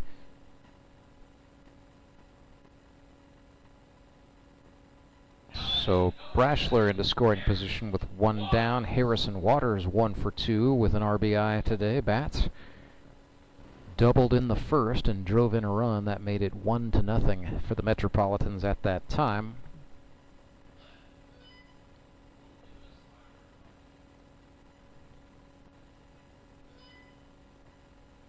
Right-hander Burns pitching to the lefty Waters. 2-hopper to the second baseman Ralph. Takes the obvious play to his fellow Parkview High School Viking Austin Kendrick for the out.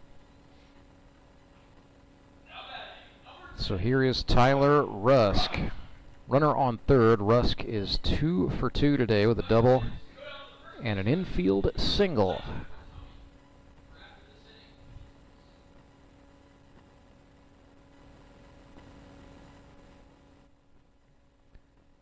Burns pitch to Rusk. Is inside, ball 1.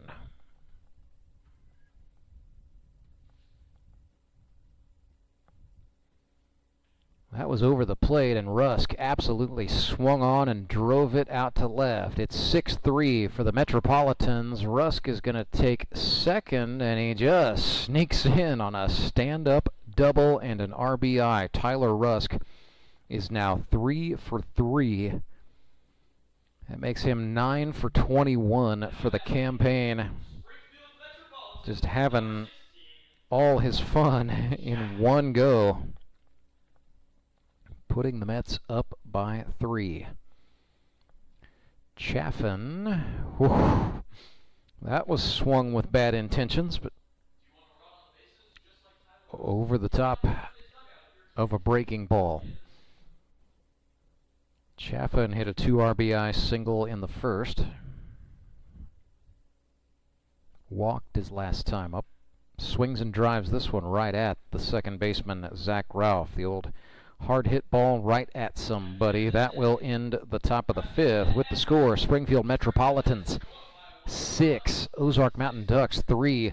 Tyler Rusk 3 for 3, 2 doubles and a run batted in. He has been An absolute difference maker. Back with the bottom of the inning right after this. Support local, give local. We hear it all the time, and when it comes to blood donation, there's an easy way to make sure your gift is being used in your community. Donors with Community Blood Center of the Ozarks provide every drop of blood, platelets, and convalescent plasma to patients in over 40 area hospitals. How do I know why that's important? Because my youngest daughter, Joselina, is alive today thanks to local blood donors. Find out how you can help at cbco.org. Local donors, local patients. That's the Community Blood Center of the Ozarks difference. Do you ever wake up and feel like you're already out of energy? I haven't felt that way since I started doing yoga. You do yoga? Every morning. Best change I've ever made. Try our community classes for only $8. Sumit's hot yoga. You are gonna feel awesome.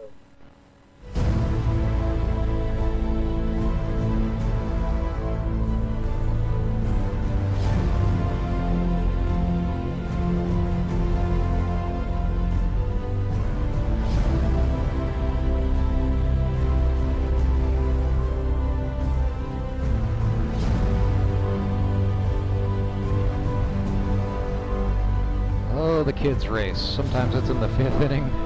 Sometimes it's in the 6th. It's in the middle of the 5th today. Always a good time.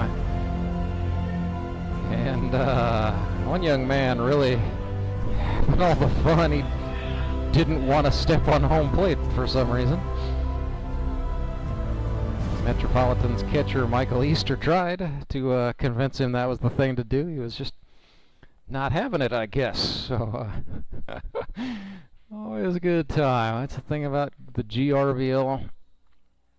If you've always ever gone to the ballpark and had the dream of getting to run the bases, or maybe you've wanted to participate in a game between the innings, hey, this is your place to do it. Kids get to go on the field every game. You can't beat it. So Chris Matlock back out to work for the Mets. They will go with the 5-inning designation for him. Charged with protecting a 6-3 advantage before he will yield to Jaron Dishman. Thomas McFarland steps in for the Mountain Ducks. McFarland 2 for 2 today with a pair of singles.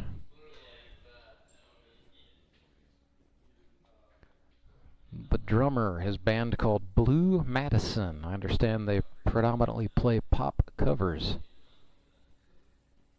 They've got a Facebook page. Check them out if you want to see the band. I know they play some gigs here in Springfield, and they also play some gigs in the St. Louis metro area. Let's be honest, if they're like a really good cover band, they probably go anywhere where the price is right. That's showbiz. 0-1 to McFarland. Matlock pumps a fastball outside. 1-1.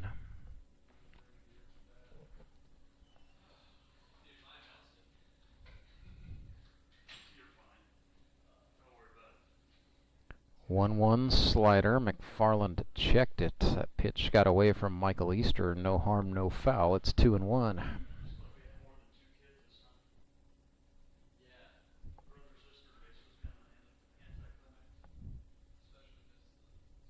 McFarland crowds in. Matlock comes back.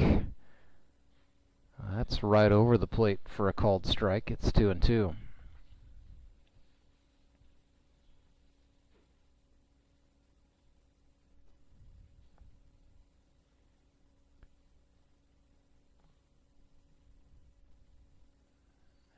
McFarland keeps the bat on the shoulder. The count is full.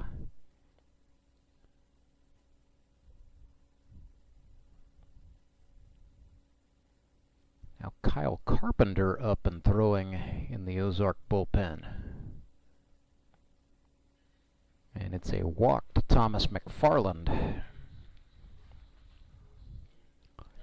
David Edwards coming up for Ozark as McFarland reaches base successfully for the 3rd time today.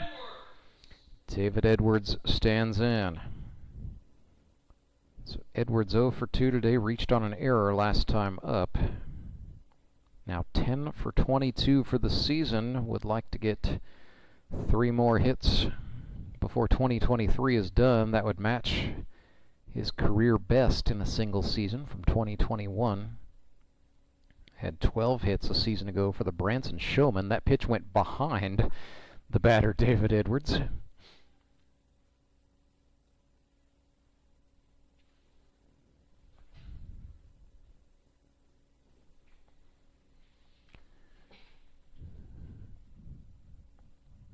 Now Carpenter starting to warm a little more purposefully for the Mountain Ducks. Jaron Dishman still out there in the Springfield bullpen. Ball went inside, and that's going to be every bit of a stolen base for Thomas McFarland. He dives into second safely. So into scoring position he goes.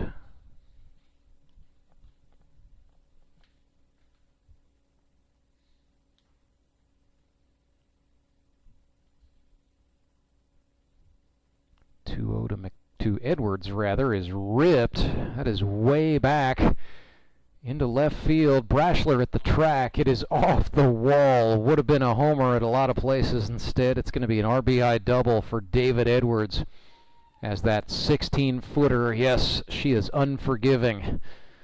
The Lauren Cook fan sign robs David Edwards of the bomb. But a run comes across. It is now 6-4. Mountain Ducks have cut the lead to 2.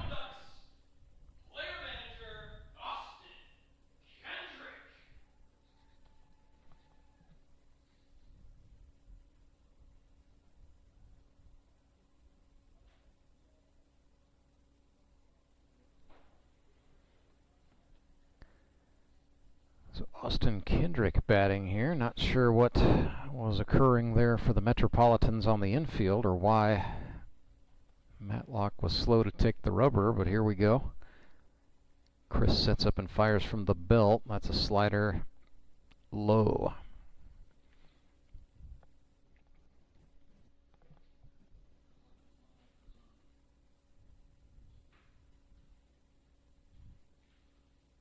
Same pitch. Kendrick waffles one into left field. That is back and caught on the run by Jared Braschler. Oh my goodness. Kendrick got a hold of that, but not enough for it to get out of here. And the way Braschler was kind of acting a little bit nonchalant, I thought he was waiting for that ball to hit the wall. Instead, he reached out and made a grab on the run. Just making it look easy. Had me fooled. So here's Tony Lewis batting with one down and a man in scoring position. Tony flew out to left last time.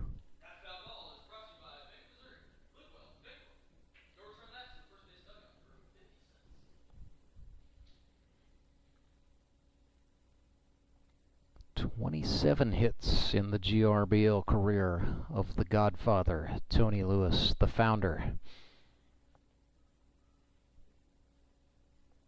Done just about everything except pitch and catch out here.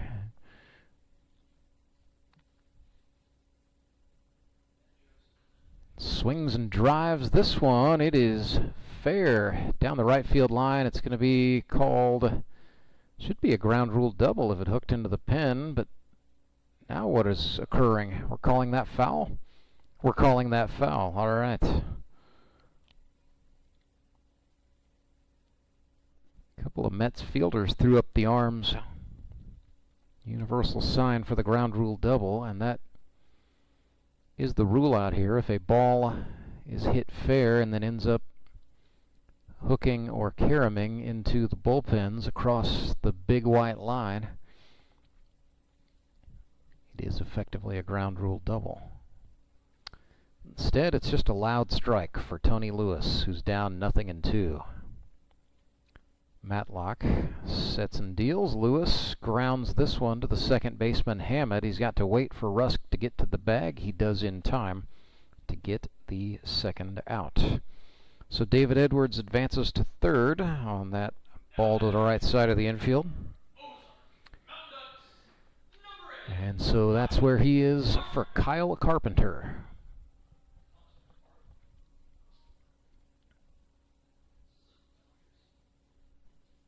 Carp, big open left-handed batting stance.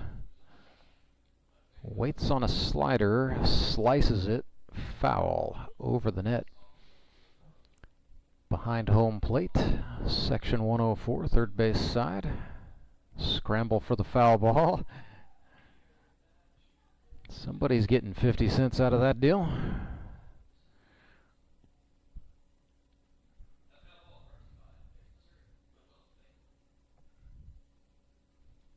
One and one for Carpenter.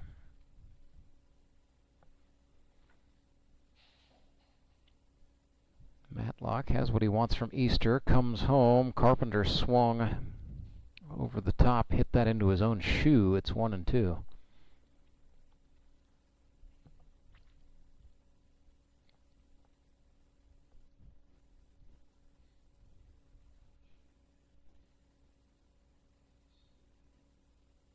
Slider running high. Carpenter reached out and spoiled it back. Foul. We'll do the 1-2 again.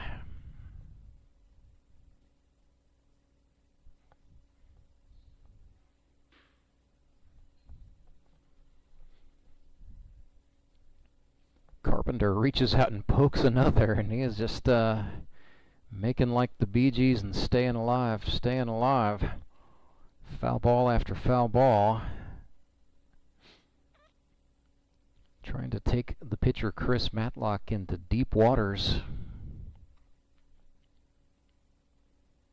in what will be Chris's fifth and final inning of the day. Matlock wanted the outside corner. He didn't get it on the lefty. It's 2-2.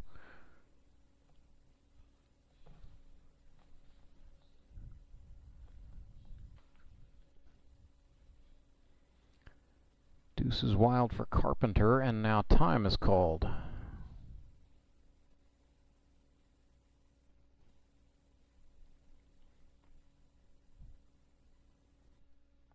Back in he goes. Here comes the 2-2. Slider swung on, grounded to the shortstop. Murphy up with it. The ball briefly ejected from his mitt. Carpenter will reach safely, and Edwards scores for the Ducks. It's going to be E6 charged to the Springfield shortstop. And it is now 6-5. Ozark clawed its way back within a run. Bring up the catcher, Devin Phillips. He's going to take a minute to get the armor off before he bats.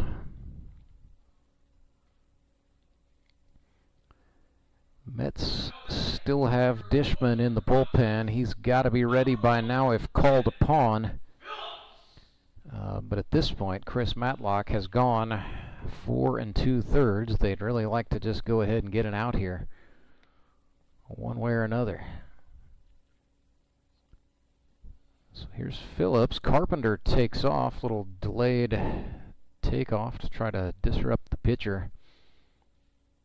Phillips fouled it off, so it's 0-1.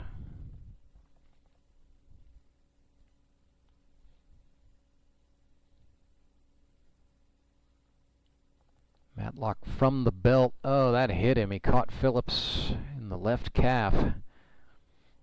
So Devin Phillips is aboard successfully for the third time today. 2 for 2 with 2 singles, and he's been hit. And so now it's 2 men on for the batter, Seth Burns.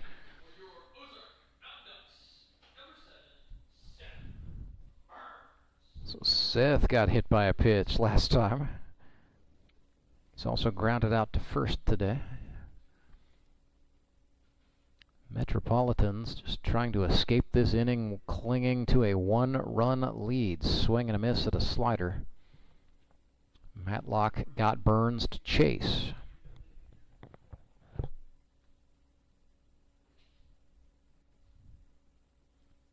Another slider, another swing and a miss. So Burns quickly down here, 0-2. Matlock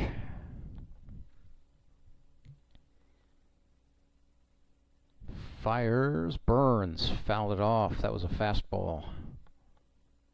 Chris Matlock doesn't throw a lot of those. He says it hurts too much.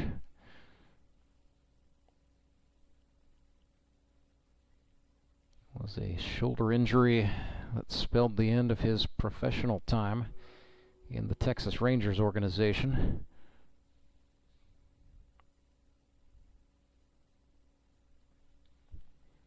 Another 0-2. Oh, got him to chase. Chris Matlock ends his day on the mound with a strikeout. Mountain Ducks score 2. It is Springfield 6. Ozark 5. Metropolitans clinging to a 1-run lead will go to the 6th. Redline Athletics is the Ozarks' #1 youth sports performance training center. Redline uses the latest in technology, equipment, and techniques to help kids ages 8 to 18 prepare for competition in all sports, with our #1 goal to make them a better athlete first. Redline Athletics now offers team training. Bring your full squad in for workouts with our professional staff and boost their speed, strength, agility, and skills. Train like a pro at Redline Athletics, located in Southeast Springfield, just off James River Freeway in South Glenstone. You know the meaning of dedication. The early mornings and the late nights spent pursuing your dream. The commitment and passion to turn those dreams into reality. That spirit of dedication is why Central Bank is always there, working behind the scenes, helping you navigate those twists and turns in your journey with solutions that are tailored to meet your business needs. Central Bank. We do business better.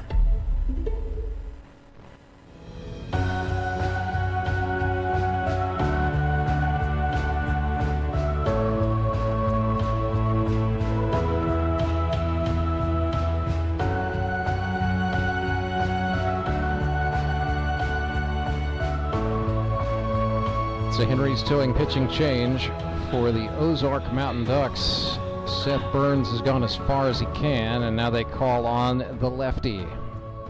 He's from Ozark, Missouri, or at least that's where he lives now. Originally from Hollister, Missouri, down close to the Arkansas line. Devin Braswell, or DJ, as his friends know him. 8 2/3 innings pitched for Braswell here in 2023. He's allowed 9 earned runs on 12 hits, struck out 12, walked 2, and hit a batter. It's his 3rd year in the GRBL. As a rookie with the Moon City Mavericks in 2021, Braswell had what effectively amounted to a flawless and scoreless second half of the season, helping the Moon City Mavericks to win the Howard Bell Trophy Championship in 2021. He was their starter. And along with Jacob Smith and Clay Murphy, he formed a 3-man relay that just really couldn't be touched in the playoffs. Played for the Branson Showmen a season ago. Helped that club reach the finals, where they were defeated by the Springfield Mets. And here he is with the Ozark Mountain Ducks. His 3rd season. Starts off Mark Blem. Breaking ball down, ball 1.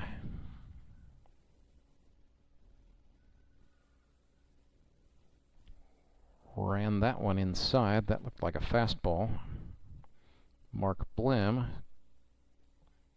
1 for 2 today with 2 runs batted in.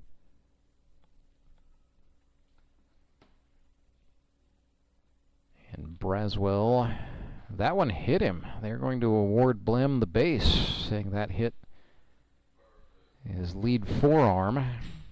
And so Mark Blem is aboard. That gets us going here in the 6th. Bring up Michael Easter, the catcher. Mike 1 for 2.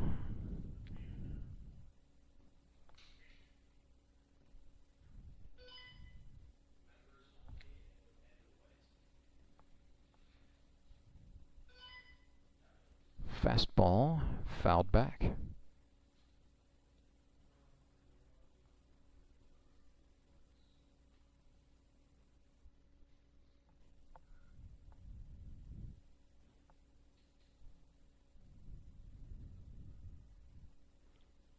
Braswell came back with a change, called strike 2. So 0-2 for Michael Easter, the auto mechanic and catcher.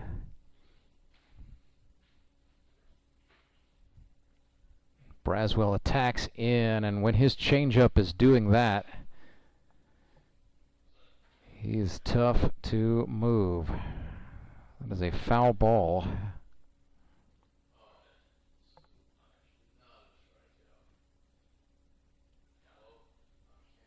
So we will do the 0-2 again.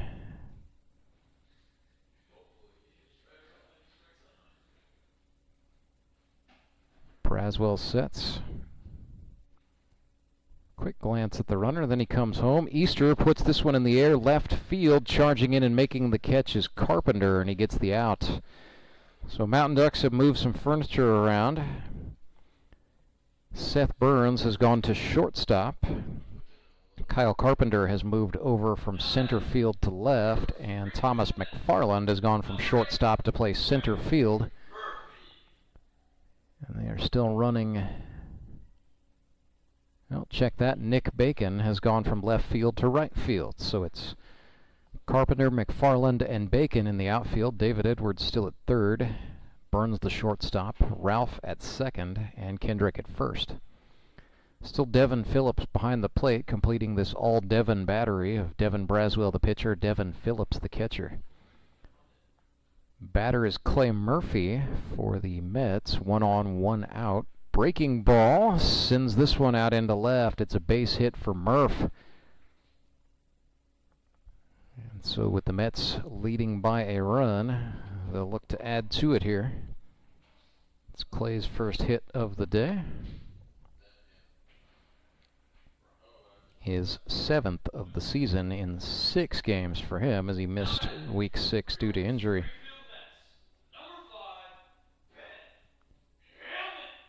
Bring up Hammett, who's 1 for 2.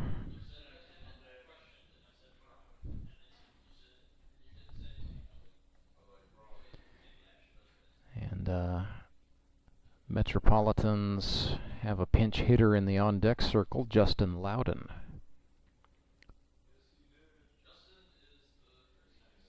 Slider, no, ball 1. Thought Hammett went, but he checked it. That's why I'm up here. Bo Campbell's down there behind the plate. There's a slider for a called strike 1.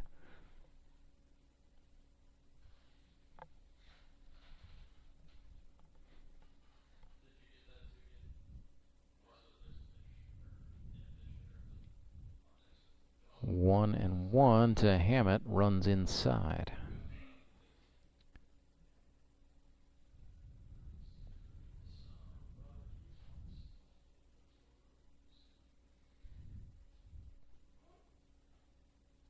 Braswell from the chest. Runs a 2-seamer outside. 3 balls and a strike to Hammett.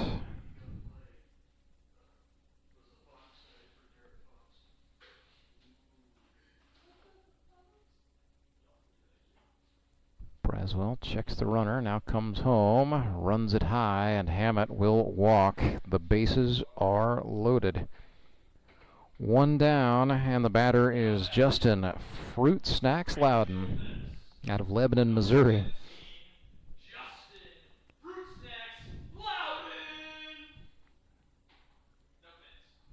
Justin Loudon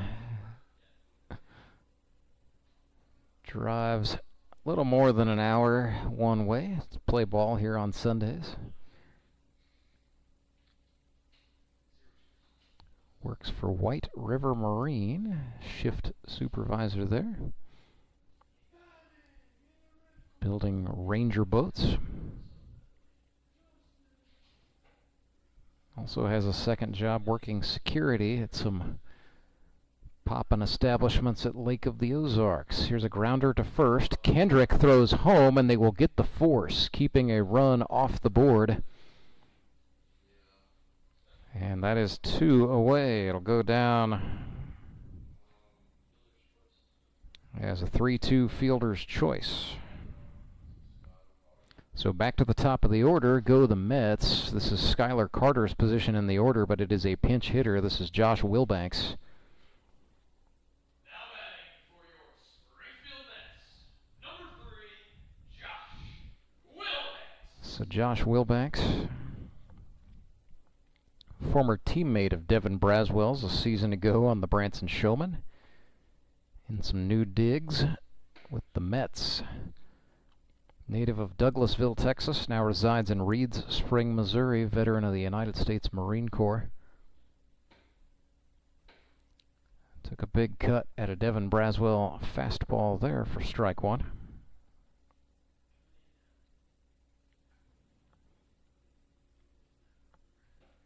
Josh Wilbanks. On Instagram, you can find him as Fit Combat Vet. Does a lot in the way of fitness and then just trying to inspire his fellow military members who have experienced trauma at some point in their career. Big advocate for mental health for veterans. 1-1 from Braswell.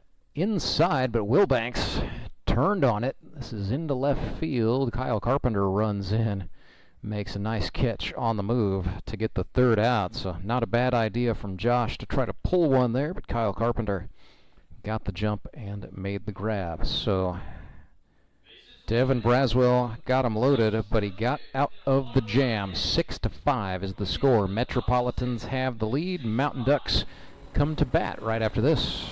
Acme Towing Company. That's too far away. Let Henry's do it. Nah, we're ready to close. Let Henry's do it. Henry's is ready to take your call right now. From compacts to semis, Henry is here to help 24/7. Save yourself the hassle and make us your first call. Henry's gets there fast, offering multiple locations to serve the Ozarks. When you're stuck on the side of the road, make the right call. Let Henry do it. You know the meaning of dedication. The early mornings and the late nights spent pursuing your dream. The commitment and passion to turn those dreams into reality. That spirit of dedication is why Central Bank is always there, working behind the scenes, helping you navigate those twists and turns in your journey with solutions that are tailored to meet your business needs. Central Bank. We do business better.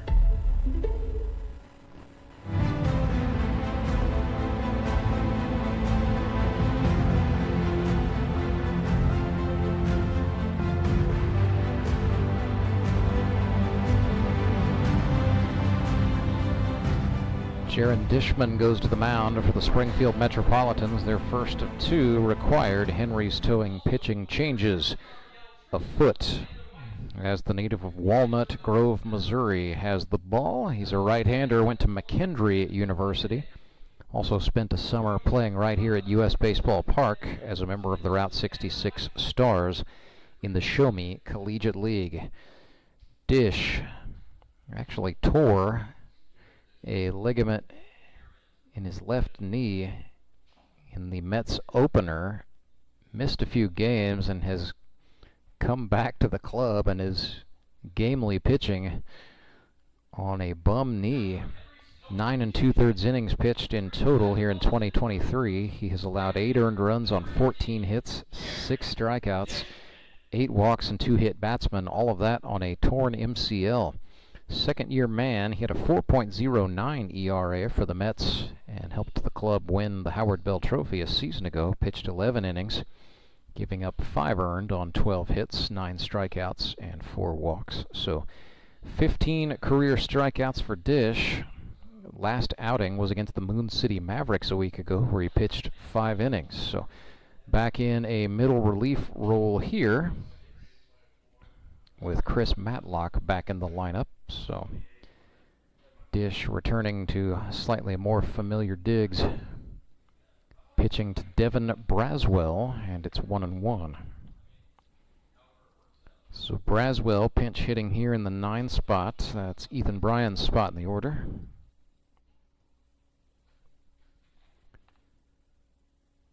Fires a 2-seam fastball for a strike. It's 1-2.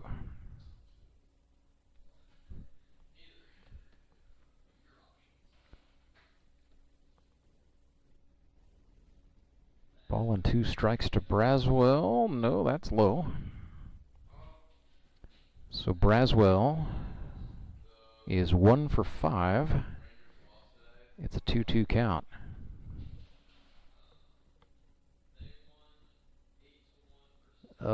Nice idea attacking the outside corner against the lefty with a two-seam fastball, but the count is full. Braswell laying off a pitch off the plate. So full house, 3 balls, 2 strikes. Dish fires back in, and he walked him. Missed outside, then missed in. A little bit of overcompensation, perhaps, on the part of the pitcher. Dishman brings up the number 10 man in the Mountain Ducks order, Nick Bacon. Nick 0 for 2 today. He has flown out to left field and center field.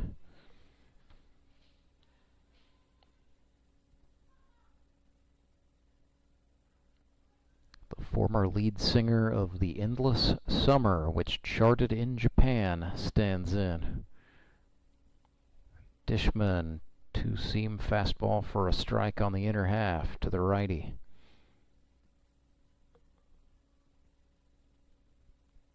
Nothing in 1 to Bacon. Same pitch. Nick reached out and spoiled that one foul.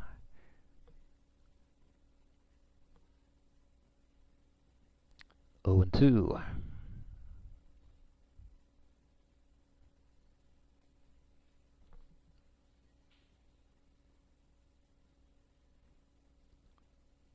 Again, the fastball inside. It's been inside, inside, inside for Dishman. 1 and 2.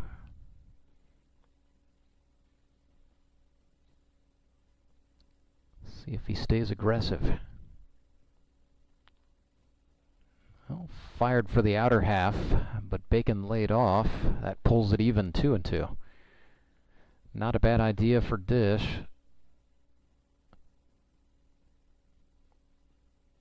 Now he shakes off the first offering Michael Easter put down. Now he's got what he wants. 2-2 is grounded just foul, third base side.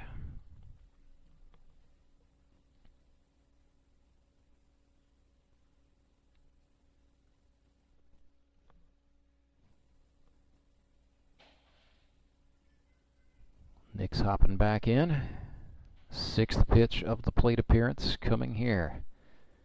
Dishman winds and fires. That was another fastball. Nick got under it. Home run in an elevator shaft, but not a problem for the catcher Michael Easter to make the catch and record the out. So 1 away for the Mountain Ducks. Back to the top of the order they go. Zach Ralph. 1 for 3 today, 7 for 25 for the season.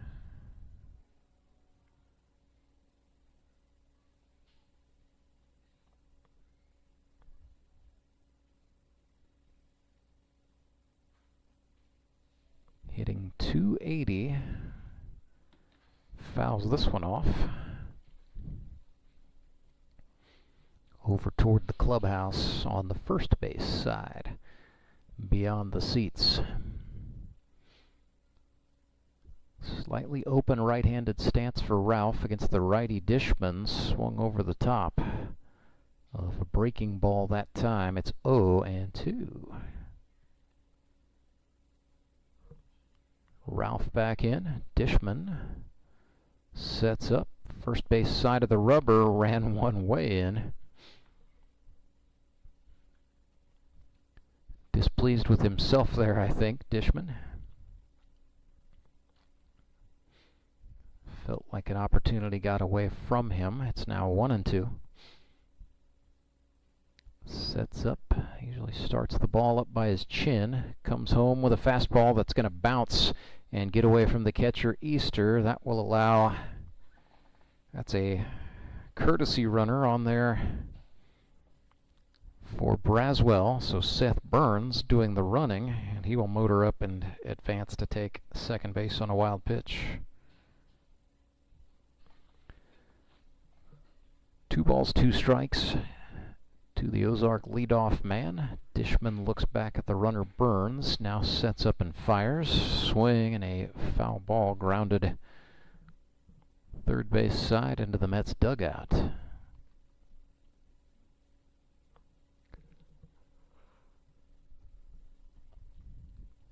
we'll do that 2-2 approach again.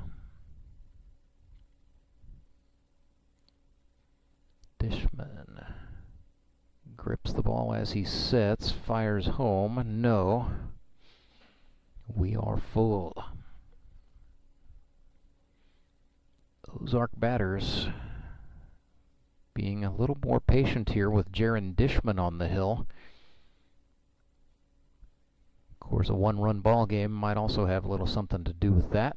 Payoff pitch is grounded to third. Blem up with it. Tough backhanded grab, but he got the ball to Tyler Rusk in time. Seth Burns then took off on a delay and advanced to third. Slick fielding by Mark Blem, it's got to be said. As he gets the 5-3, that will bring up Thomas McFarland, who's been taking good at-bats today. He is 2 for 2 with a pair of singles and has added a walk. So the on-base percentage impeccable for Thomas McFarland today. Came into the game 2 for 14. Tell you what, 4 for 16 and hitting .250 is a lot more palatable. He's down 0-1 here against Jaron Dishman, who's going back to the full wind. McFarland looped that one back foul off the net.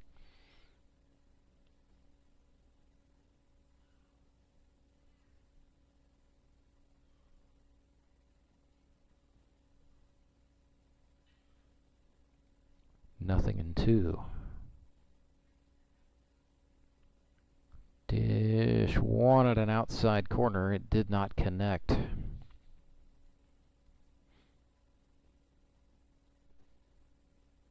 Two and 2 the count, according to the man in charge. I don't think that's right. But that was what he held up on his hands. Doesn't matter, it's a called third strike. Down goes McFarland, and out of the inning goes Jaron Dishman for the Metropolitans, who maintain a 6-5 lead over the Mountain Ducks. We head to the stretch inning right after this. I'm Nicole Cartmel with the Bank of Missouri. Whether you're looking to pay bills or make a big purchase, sometimes you need cash quickly to take that next step. A consumer loan might be a perfect option to help you live well, bank well. Sonia McClendon, one of our branch managers, is here to explain. Thank you, Nicole. We provide personal consumer loans for almost any purpose, from building your credit to financing that new car. We offer competitive rates, and decisions are made locally so we can get you the money that you need quickly. But what makes our consumer loans unique is that personal touch. For example, I recently worked with a customer to secure a loan for a horse trailer. He could have went elsewhere, but he chose to work with his bank because of that personal relationship that we've built with him. Being able to work with your personal banker that you know and trust makes a big difference. That's right, because we work with our customers to help them live well, bank well. Get started at bankofmissouri.com.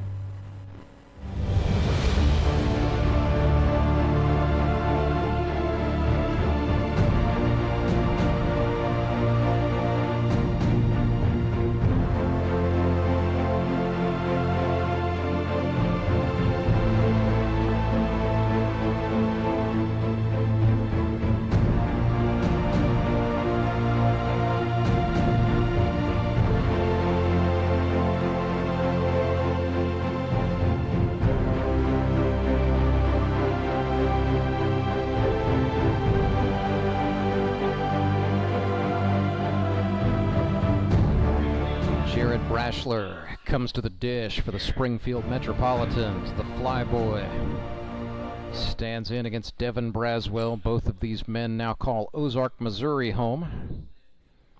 The commercial pilot against the computer scientist. Strike 1. Called on a swing and miss.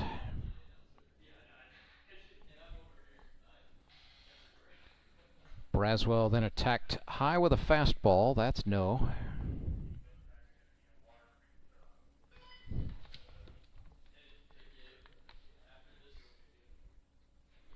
Braschler, Waters, and Rusk. Here's a ground ball up the middle. Braswell fields it cleanly and got the throw to Kendrick right on the button to get Brash for the first out.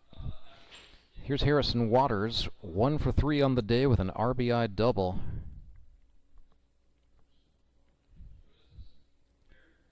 Waters make it 10 for 25 on the season officially. Comes into this at-bat with an average at 400 on the button.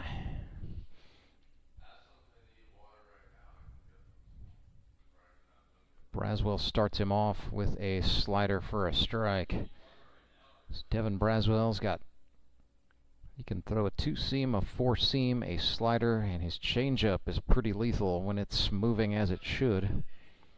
That was the change right there. Waters way out in front of it. Braswell guessing correctly that Harry was going to be aggressive at the plate.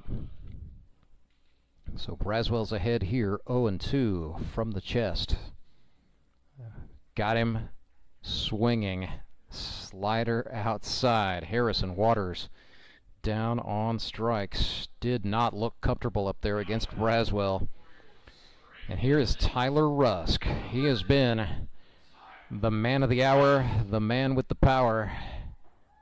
9 for 21 on the season now is Rusk. 3 for 3 today, 429 his AVG.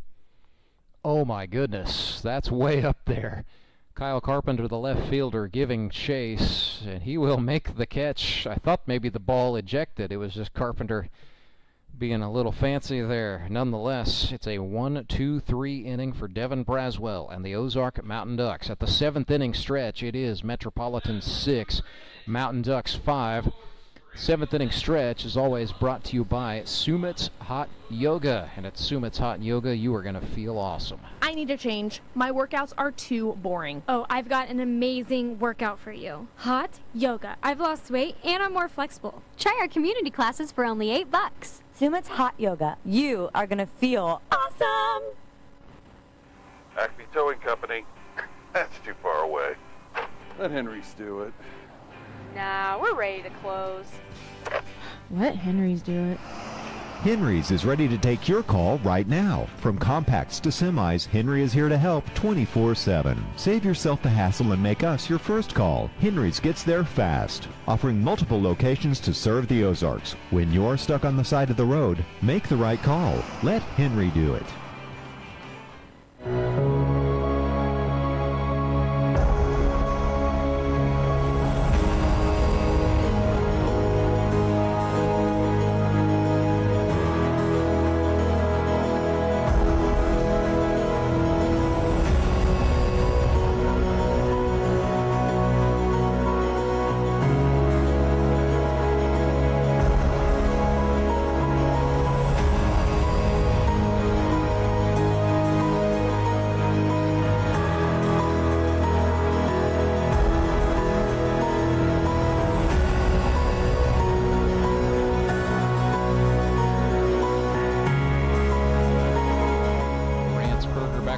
US Baseball Park on the other side of the 7th inning stretch. Springfield Metropolitans lead the Ozark Mountain Ducks 6-5. It is fish or cut bait time for the Quack Pack. Guess I'll have to give back the crying baby. The things we do in the 7th inning stretch. Goodbye, my dear. They're leaving in the 7th. It's my daughter Kate making a brief cameo there. Here's David Edwards for Ozark. Slices this one foul and hopping out to mess with the gloves. Not sure if, I think Edwards just made contact in a spot at the bat where it wrung his hands real nice. So Edwards steps out. He will take a moment. Jaron Dishman, the mound man for the Metropolitans. 2nd inning of work for Dish.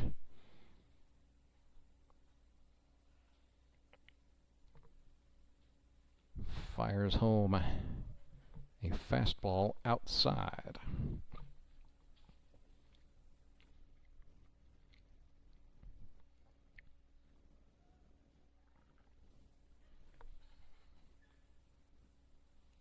Edwards 1 for 3 today, an RBI double. walked at a ball low to make the count 2-1. Metropolitans have made a defensive substitution. Jerry Kelly on playing second base.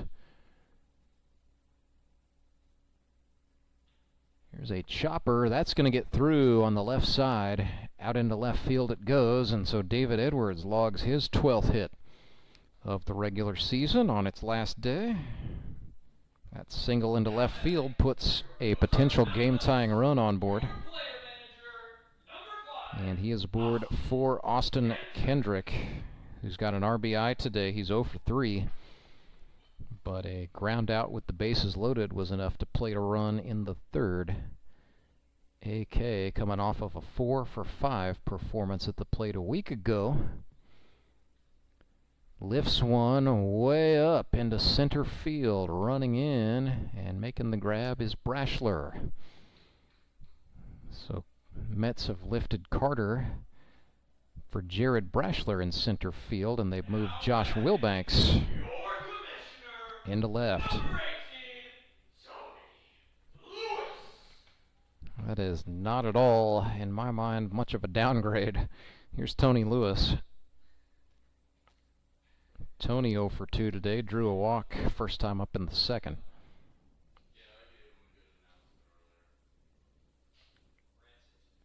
So Tony is 2 for 10, average has fallen to the Mendoza line.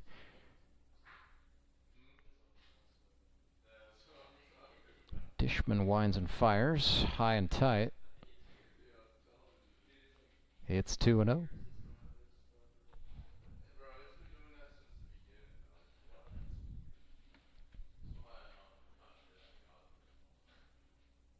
That ran in, make it 3-0 to Tony. The Godfather.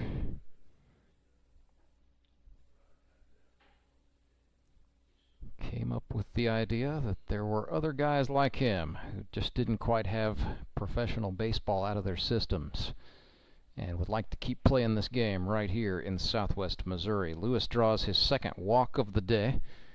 Not sure if perhaps Jaron Dishman was just being careful with the Godfather or what the situation was, but nonetheless, that's going to bring up a mound visit, and the Mets bench coach Chandler Veet out to chat with Mrs. Dishman's baby boy, Walnut Grove's favorite son. Jaron Dishman chatting with Chandler Veet. They got what they wanted. Michael Easter really didn't participate in that discussion very much at all. Sort of chuckling to himself as he goes back behind home plate. He's going to put the mask back on. And here comes Kyle Carpenter. Carpenter 1 for 3. He singled in the fourth. Runners are on first and second for Ozark, so a potential tying run, and Lewis represents a go-ahead. He's at first. 1 out. Dishman missed inside. That's going to go wild. And the runners will move up. So the tying run's at third. The go-ahead is on second base.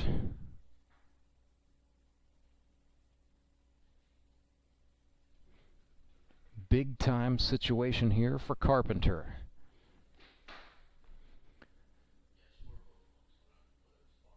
One and one. This is put to the shortstop. Murphy. Oh, no. It Bill Bucknered on him. Through the wickets it goes, and we are tied 6-6. Oh my goodness, yeah. E6. Hate that if you're a Mets fan. Love it if you're cheering for Ozark.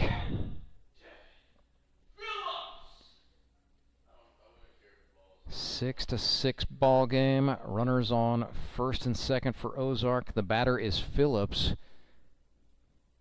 And if you're the Mets, it's exactly what you don't want. He's been the hottest hitter on the club this season. 10 for 21 now is Phillips. He's down here, however, 0-2.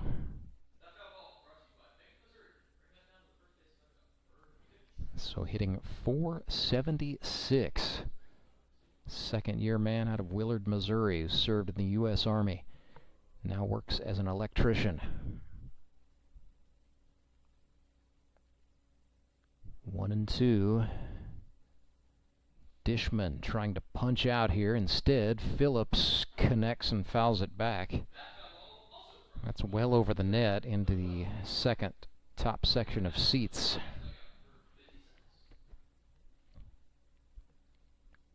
So we'll do the 1-2 again. Fifth pitch of the AB. Breaking ball, no, that's high. Eye level with the batter Phillips. It's 2-2. 1 out, 2 runners on for the Mountain Ducks.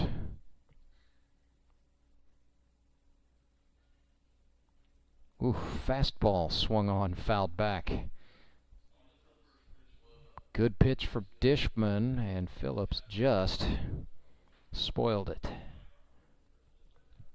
Don't forget, coming up tonight at 6, it's baseball night in the Ozarks. Branson Showman, Nixa Suckers, the final game of the regular season. Deuces for Phillips. Dishman sets up and fires. Swing and a miss. Big strikeout for Jaron Dishman. He's not out of the woods, but the situation is a little bit more manageable. And yes, it's going to be a pinch hitter for the Mountain Ducks, Justin Parker. He was inactive a week ago, dealing with some injury. He's back right here, right now. And before he got dinged up, JP was very good. Comes into today 9 for 20 with a home run, a triple, and 3 doubles. He's batted in 7 runs. 2022 Silver Slugger Award winner. JP.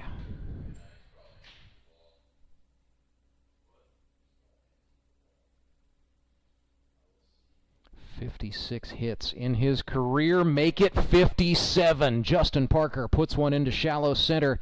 Lewis, full send, and he will score. And now then the throw from the cutoff man Rusk gets away from the third baseman Blim. It is 7-8-6 for the Ozark Mountain Ducks. They jump ahead by 2. An RBI base hit for Justin Parker, followed by the Metropolitans' 5th error of the game. Let's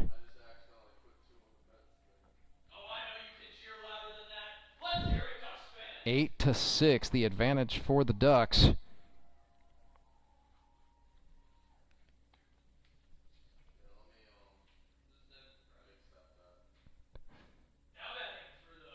And it is not over yet. Seth Burns is going to come on to run. So it's Burns running for Parker. That's not a courtesy run, that's just a lift. So Parker's been taken out. Batter is Devin Braswell, who absolutely sends one down the right field line. Foul. It's a loud strike. DJ smacks his hands. Boy, he wanted that. He was all over it. A tad too early, however. Pulling it just foul down the line. 8-6 the score. Mountain Ducks have scored 3 in this 7th inning to jump ahead. First time the Ducks have led all day. Dishman ran one way in. It's going to get away from the catcher Easter. Burns will motor up to third.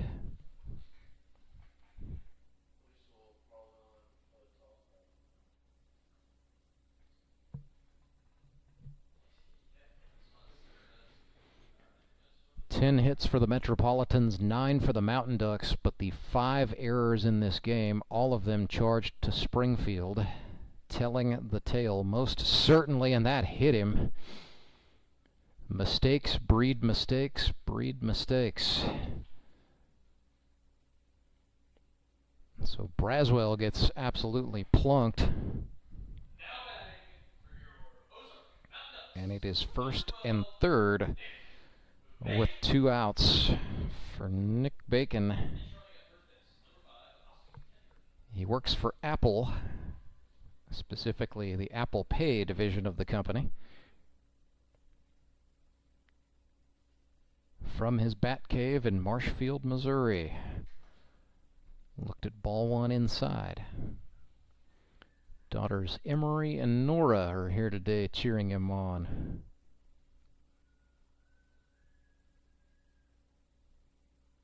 .10 fastball, broken bat maybe, up the middle it goes. Dishman's going to underhand it to Rusk in time to get the out, but the Mountain Ducks strike big time in the bottom of the stretch inning.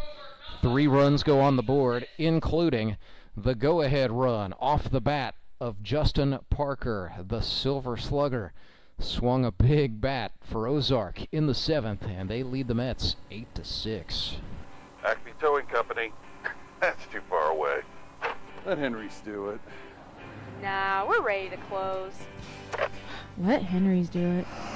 Henry's is ready to take your call right now. From compacts to semis, Henry is here to help 24/7. Save yourself the hassle and make us your first call. Henry's gets there fast, offering multiple locations to serve the Ozarks. When you're stuck on the side of the road, make the right call. Let Henry do it.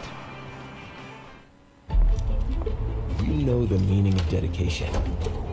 The early mornings and the late nights spent pursuing your dream. The commitment and passion to turn those dreams into reality. That spirit of dedication is why Central Bank is always there, working behind the scenes, helping you navigate those twists and turns in your journey with solutions that are tailored to meet your business needs. Central Bank, we do business better.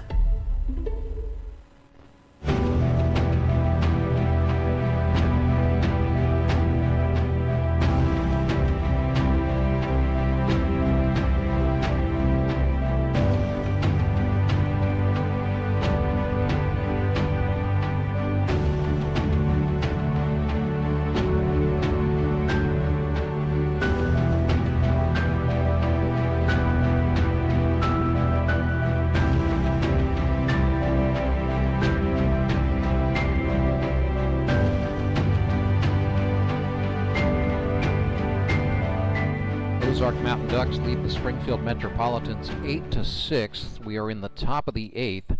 It's a pinch hitter for the Mets. Robert Fackrell steps into the right-handed batter's box facing the left-handed pitcher Devin Braswell. And Braswell starts him off. Fastball low and away. Ball 1.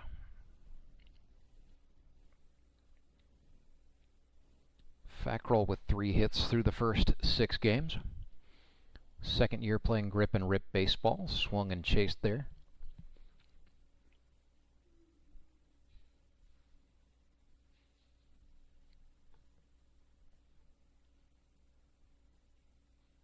Counts even. Here's a chopper foul.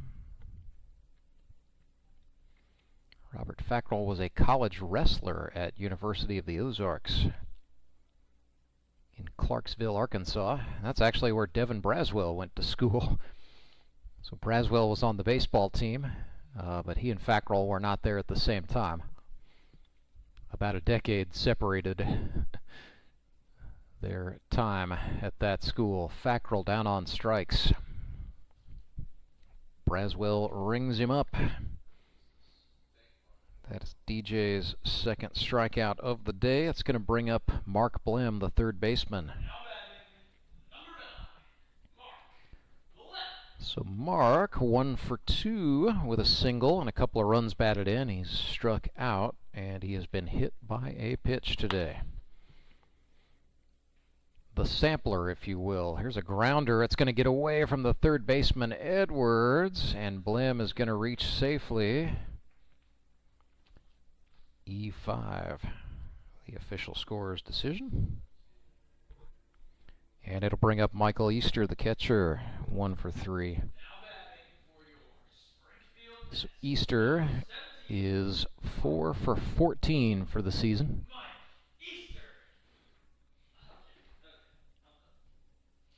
Mountain Ducks are going to have to bring on a new pitcher in the 9th. I suspect It would be Kyle Carpenter, a lefty. But we'll wait and see. I've been wrong before.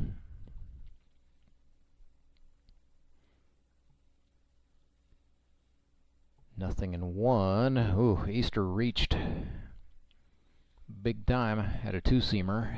Nothing in two.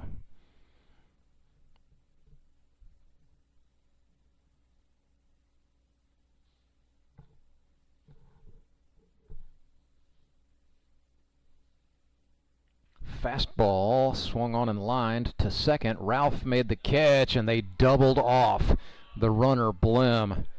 A 4-3 double play.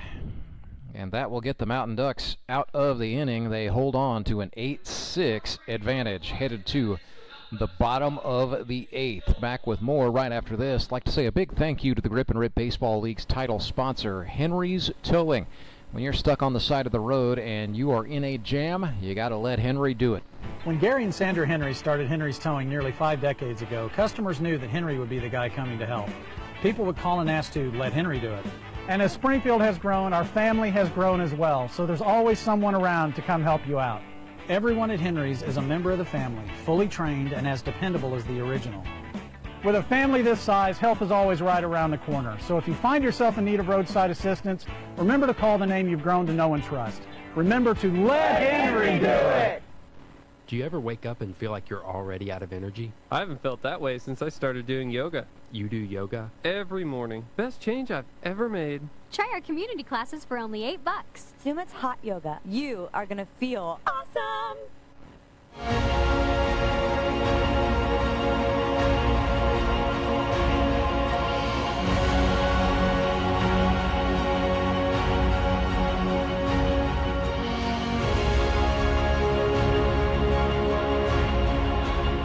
A Henry's Towing pitching change. Matter of fact, it's a full battery swap for the Springfield Metropolitans. Brock Chaffin has come on and put himself in behind the plate to do the catching for the two-time GRBL Most Valuable Player Award winner Clay Murphy. Native of Wolf Lake, Illinois, now resides in Springfield, Missouri. So far in 2023, Murphy has pitched 12 2/3 innings. He's allowed 1 earned run, given up 14 hits, struck out 19, and walked 2. Came into the season with a career ERA of 1.3, spread across 76 1/3 innings. So he has now pitched 89 innings in his career. And real quick, I'll do the math. The career ERA has dropped to 1.21. It's very unofficial. Full disclosure, I have a journalism degree and didn't take any mathematics after I passed one statistics class at the University of Missouri. Nonetheless, I do have a calculator on my phone. So Clay Murphy, just without question, one of the all-time best ever throw from that mound here at U.S. Baseball Park. No hyperbole, none needed. He's been in the league 3 seasons. He has played on the team that has won the Howard Bell Trophy in each of those 3 seasons, and he's been a key contributor every stop along the way. So Chaffin behind the plate. Mets are going to keep Jerry Kelly in there at second base. And Schuyler Carter has re-entered the game, I do believe, in center field. So Braschler has gone back to left. It's still Waters in right. Nothing in 1 to Zach Ralph. Swung on, and that's going to get through. Out into center field it goes. So Ralph gets a base hit off of Murphy. It's Ralph's second hit of the day. With an 8-6 advantage, Ozark sends up Thomas McFarland. Metropolitans have sent Mark Blem from third to shortstop, and they brought in Chris Matlock to play third base. So it's all in the family on the middle of the infield for the Mets. Mark Blem at short and his brother-in-law Jerry Kelly at second base. Still Tyler Rusk over there at first. 8-6 the score. Mountain Ducks lead the Mets in the bottom of the 8th. Clay Murphy, the two-time MVP, on the mound. McFarland showed bunt. Runner took off. Zach Ralph dives in. Chaffin one-hopped the throw. And Ralph able to dive in safely and steal.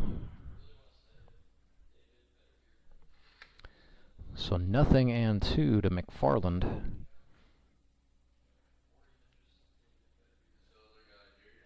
Fastball from Murphy, no. 1-2.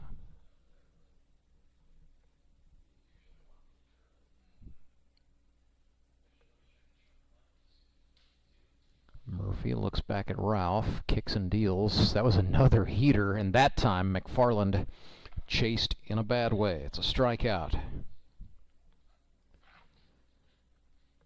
That is K number 20 of 2023 in the life and times of Clayton Murphy, the 136th strikeout of his career.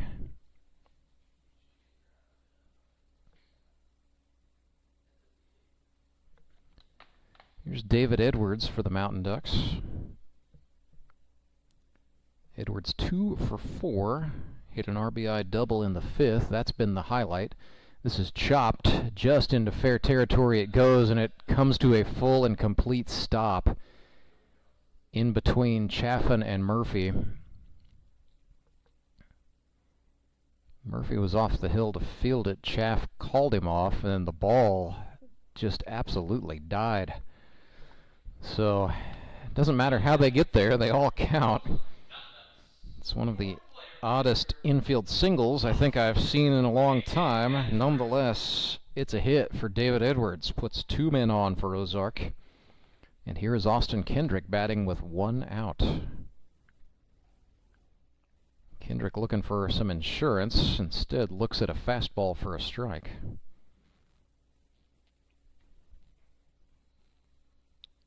AK 0 for 4 today. Murphy again went to the gas, but that's low and away to the right-handed Kendrick. 1-1.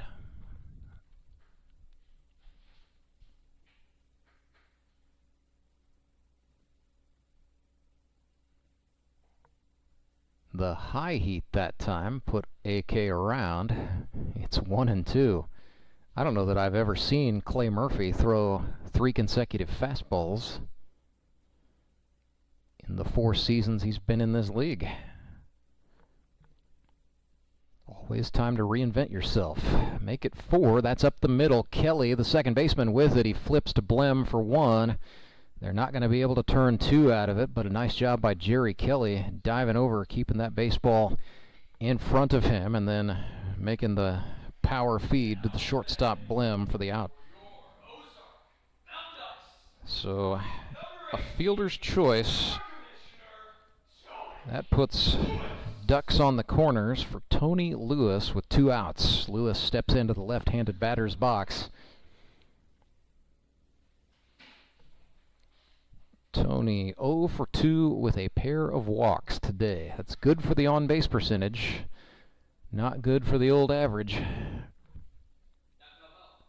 Foul ball went into the bounce house up on the upper concourse third base side. Hope everyone's okay in there. At least they're in a bounce house. 0-1 to the Godfather. Called strike. It looked like a 4-seamer.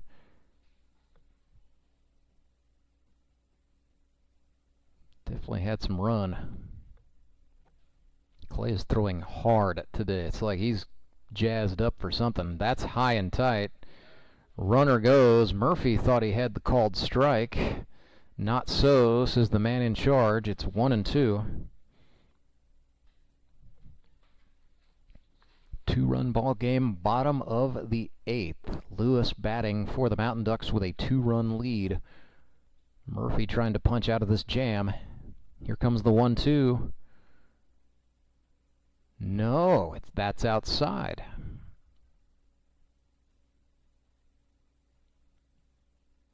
Deuces for the Godfather. Murphy from the third base side of that pitching rubber comes set from the chest. That was what he was looking for, and yes indeed, he rung him up. Looking. Down goes Tony Lewis. Second strikeout of the day for Clay Murphy. And he got jammed, but he did not break. 8-6 is the score. Mountain Ducks have the lead headed into the ultimate inning, the commercial-free ninth, presented by Central Bank of the Ozarks. Comes your way right after this. Acme Towing Company. That's too far away. Let Henry's do it. Nah, we're ready to close. Let Henry's do it. Henry's is ready to take your call right now. From compacts to semis, Henry is here to help 24/7. Save yourself the hassle and make us your first call. Henry's gets there fast, offering multiple locations to serve the Ozarks. When you're stuck on the side of the road, make the right call. Let Henry do it. You know the meaning of dedication. The early mornings and the late nights spent pursuing your dream. The commitment and passion to turn those dreams into reality. That spirit of dedication is why Central Bank is always there, working behind the scenes, helping you navigate those twists and turns in your journey with solutions that are tailored to meet your business needs. Central Bank. We do business better.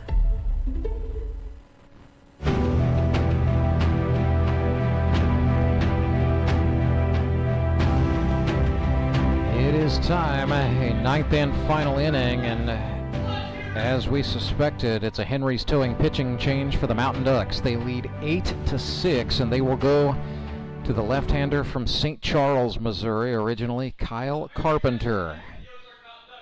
Carp called upon to close. He has pitched 5 1/3 this season, allowing 2 earned runs on 2 hits. He has struck out 2, walked 3. It's a 3.38 ERA for Kyle here in 2023.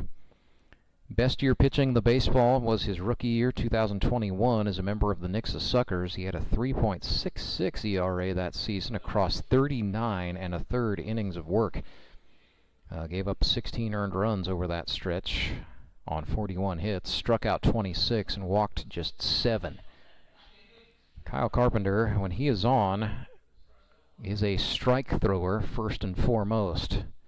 He's got a lot of stuff in the arsenal, but very typically throws with good command. Doesn't necessarily just gas you up or blow you away, though the velocity is certainly not bad. What really sets him apart is just when he does miss, he doesn't miss by much. Throws a lot of strikes, throws a lot of first pitch strikes when he's got his stuff. Tends to get ahead in counts, work ahead, and can really keep opposing batters on their heels. He will face Clay Murphy, Jerry Kelly, and then Chris Matlock has the bat for the Metropolitans. So Murphy, Kelly, and Matlock, the last hope for Springfield in this ball game. 1-0 as Carpenter missed low. Kicks and delivers a bouncer. Goodness.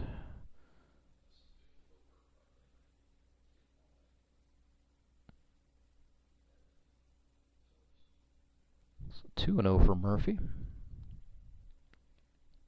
Carpenter sets up. That's over the plate for a strike. Two-seam fastball from the lefty.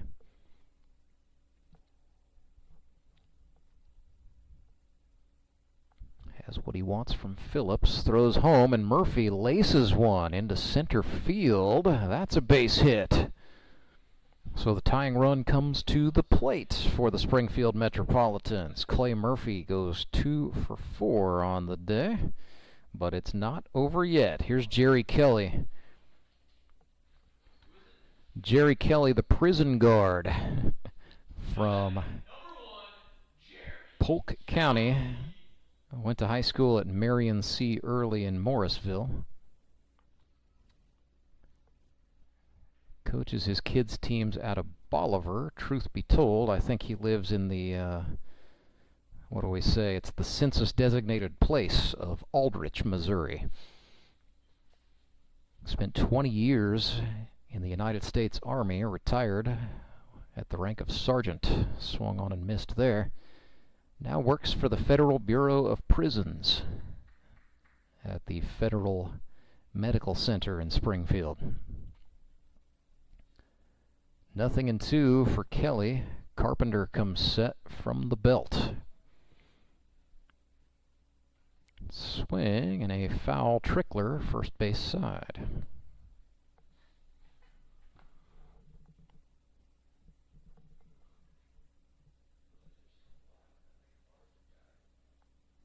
So we'll do the 0-2 again. Carpenter going back to touch the rosin. Temperature still hanging around in the 80s with that sun beating down. Definitely some moisture in the air. Here comes the 0-2. Swing and a miss. Carpenter got him on the off speed. Down goes Kelly, one away. Metropolitans will send up Chris Matlock here, number 10 spot in the order. Got Schuyler Carter in the on-deck circle. Kyle Carpenter is the mound man, lefty facing the righty Matlock. 0 for 2 today. Kyle started him off. Change up for a strike.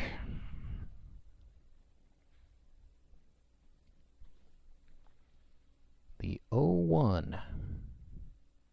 Whoa, that was running way inside. Matlock took more of a I'm going to defend myself kind of hack and hit it foul. Might be defending that fresh appendix scar on his abdomen, I think. Goodness. 0-2 to Chris. Carpenter looks over at the runner Murphy, who's barely off the bag at first. Matlock swings and fouls one off his own foot.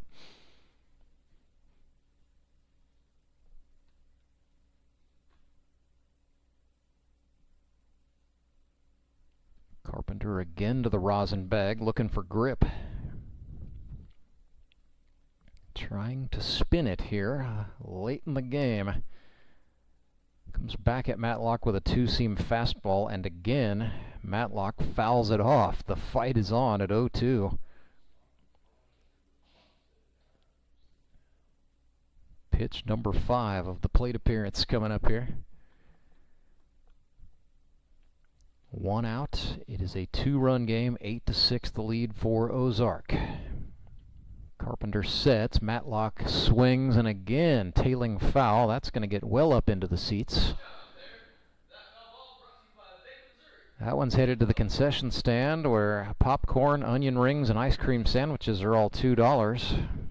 That's a special that extends tonight, by the way, if you're planning on making it out here for Showman Suckers. They've gone crazy with the $2 specials. Matlock patiently waits for the breaking ball and flares it in to left center field. It's a base hit. Murphy slides in safely at third. He goes around.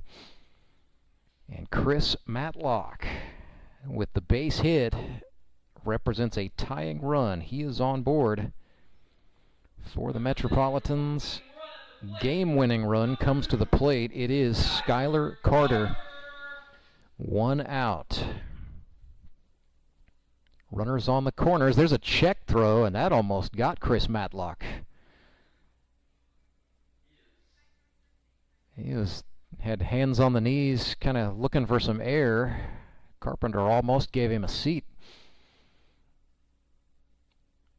First pitch to Schuyler Carter is a fastball for a strike. Carter normally a pull hitter.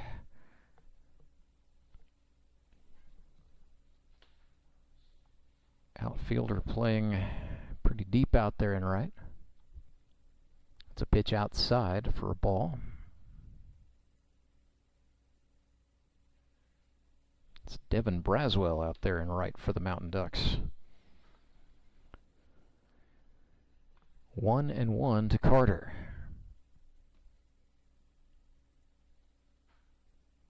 Carpenter just overthrew it, it looked like a slider. 2 balls and a strike.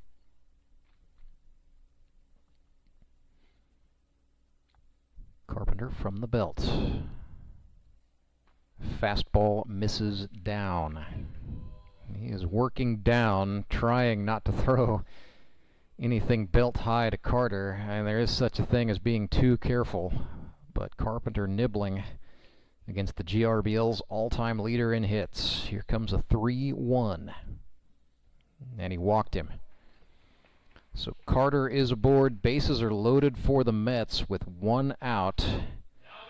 And that will prompt a conference on the mound. Manager Austin Kendrick, the Mountain Ducks first baseman, over to chat with Kyle Carpenter, and the Mountain Ducks now bring the entire infield in. Situation for Ozark is that they don't have Schuyler Hinson today. Leads me to believe if they are to go to another pitcher, it would have to be David Edwards, probably. He's the third baseman right now. Or they could pitch Thomas McFarland. Those are pretty much the choices. They're going to hang with Kyle Carpenter for the moment as Jared Braschler steps in. Brash 1 for 3 today with a single that came back in the 5th. Looks at a called strike on the outer half.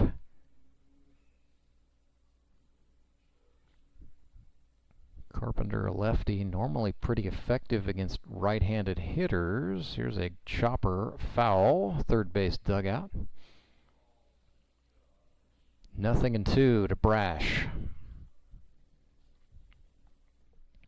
The commercial pilot looking for his 5th hit of the season in a big moment here with his team trailing by 2 runs. Carpenter missed low. Braschler did not swing over the top of that one, kept it on his shoulder. It's 1-2. This is big time. Down on strikes goes Jared Braschler. Kyle Carpenter wiped him out with a slider. 2 gone and the bases loaded. And here is Harrison Waters, one of the absolute, if not the most dangerous batters in this lineup. In the 3 spot coming up here. He is 1 for 4 today with an RBI double. 10 for 26 on the season. Woo! Carpenter ran one way in against his fellow lefty. It's 1-0. Again, still a 2-run game, 2-run lead for the Mountain Ducks. Carpenter came back with a heater. That caught the outside corner down for a called strike. It's 1-1. Bases loaded for the Mets. Carpenter threw that one outside. I mean, in theory, he could walk Harrison Waters here to get to Tyler Rusk, which you absolutely don't want to do. But still win the ball game. This is in the air, tailing down. That's a base hit. And the ball's going to get away from the left fielder, Bacon. 2-run score, make it 3. And the Mets have just taken the lead. It is now 9-8. Harrison Waters with a double. Mistake in the outfield nonetheless. That'll go down as an absolutely clutch piece of hitting for Harrison Waters. Metropolitans are in front by 1. And it doesn't get easier. This is Tyler Rusk. Rusk is 3 for 4 today with a pair of doubles, and he has batted in a run.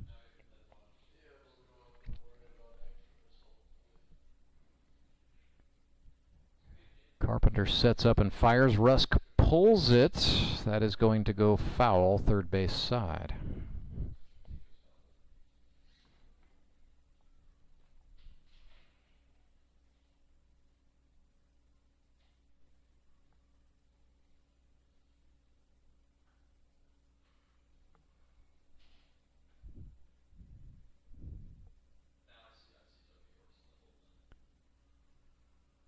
0-1 pitch to Tyler Rusk.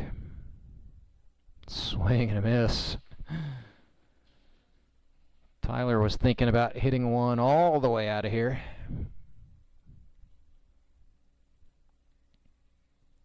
Big cut for a strike, and it's 0-2.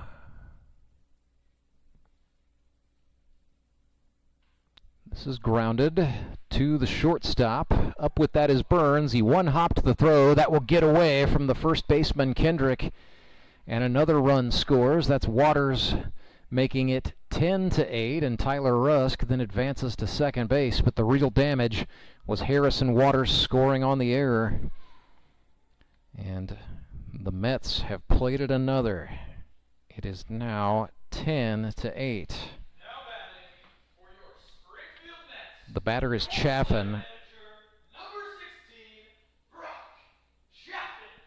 Chaff is 1 for 3 today.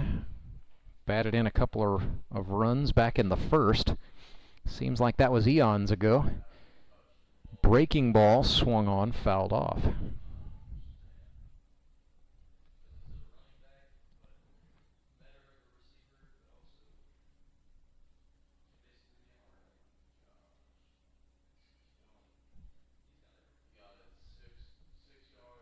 Nothing and 2 to Chaffin.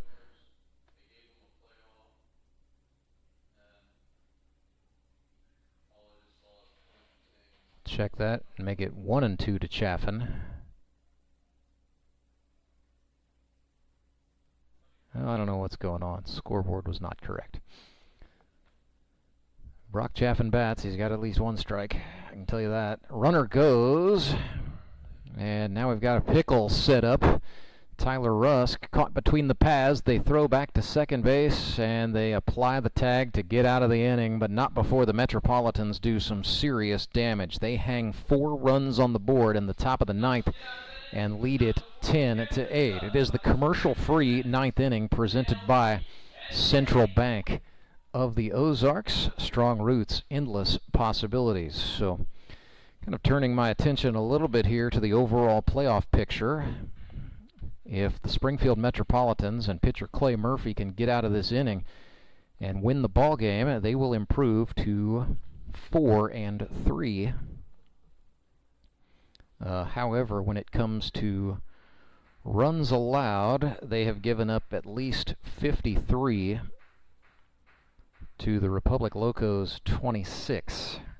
And so therefore, that will not be enough because their head-to-head records are split 1-1. The Metropolitans would likely end up... Well, there's a chance they could actually have the number 4 seed and get... Yeah, they would have the number 4 seed if they improved to 4-3. Because the Branson-Showman can't get there.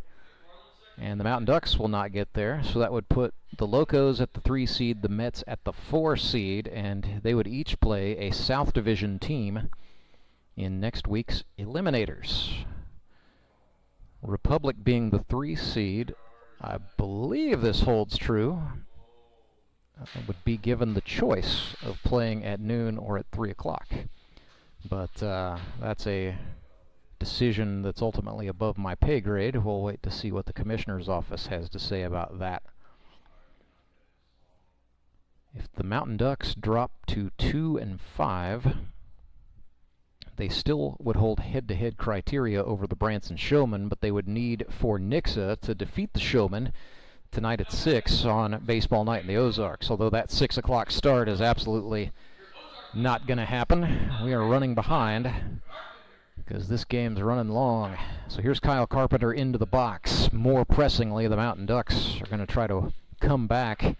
They need to score at least 2 to extend the game. Metropolitans looking to finish here. They could, in theory, grab the number 4 seed in the playoffs. 0-1 to Carpenter. Swung on, grounded right side. First baseman Rusk knocks it down. Underhands it to the pitcher Murphy, who covers and gets the out. 1 away. Devin Phillips bats next for Ozark.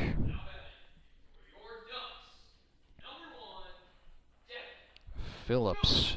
It's got to be said, he has had an absolute fair banger of a year. 10 for 22. Second year in the league, second year with the Mountain Ducks. He's 2 for 3 today. 2 singles, a strikeout, and he's been hit by a pitch. Looked at a ball outside to make it... Oh, check that, a called strike. So 1-1. Ooh, Murphy ran that front door slider. Phillips reached out and touched it foul. Off the net, so it's 1-2.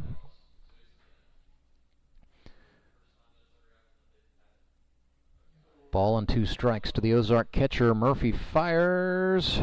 No.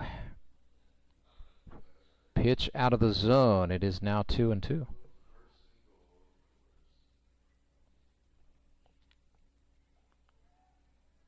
Called strike 3. Devin Phillips goes down looking. Third strikeout for Clay Murphy tonight. And the Metropolitans 1 out away from finishing up the season 4-3. And if that happens, all 3 teams in the Grip and Rip North will finish out 4-3. Fastball to Seth Burns, swing and a miss. Pretty frustrating if you're the Mets to go 4-3 and end up 3rd in your division, but it's just the way it has shaken up. They can, however, still secure home field next week in the eliminators. Swing and a miss by Burns, and the Ducks down to their final strike. 1-2, 10-8 is the score. Clay Murphy winds and fires. No, that's up and out of the zone. Deuces for Seth Burns. Murphy fires. This is grounded to the shortstop. Mark Blem up with it. Throw across in time, and the Springfield Metropolitans win 4-3. 4-3, rather, their record. They win the game 10-8 at 4-3 on the brain. Apologies there. Clay Murphy comes on and gets the win, giving up no earned runs on 2 hits. Our Elite Promotions Elite Performer of the game, however, that's got to be, well, got to be the guy who brought in the game-winning run with a 3 RBI double in the 9th. He finishes out his day 2 for 5. That is Harrison Waters, your Elite Promotions Elite Performer of the game. Springfield Mets win 10-8. So let's take a look at how that shakes out. Tyler Rusk, it is worth mentioning, did finish out his day 3 for 5 with 2 doubles and an RBI, so extra tip of the cap for him. Mountain Ducks, 72 runs allowed, 47 runs scored. Springfield Mets allowed 53 runs. They scored 47, and yeah, that is exactly how that's going to shake out for the Mets. They split with both the Mavericks and the Locos, their division rivals this season, so by virtue of that log jam and by virtue of the Mavericks holding head-to-head criteria over Republic, well, yeah, that's how that's going to go. Moon City gets the bye. Locos will likely be the 3 seed, and the Mets are likely to be the 4 seed, but the... well, yeah, they're going to be the 4 seed because Mountain Ducks are going to finish out the regular season 2-5. The very best the Showmen can do is 3-4, so they're not going to catch them. So the Showmen and the Suckers are about to play to determine playoff positioning.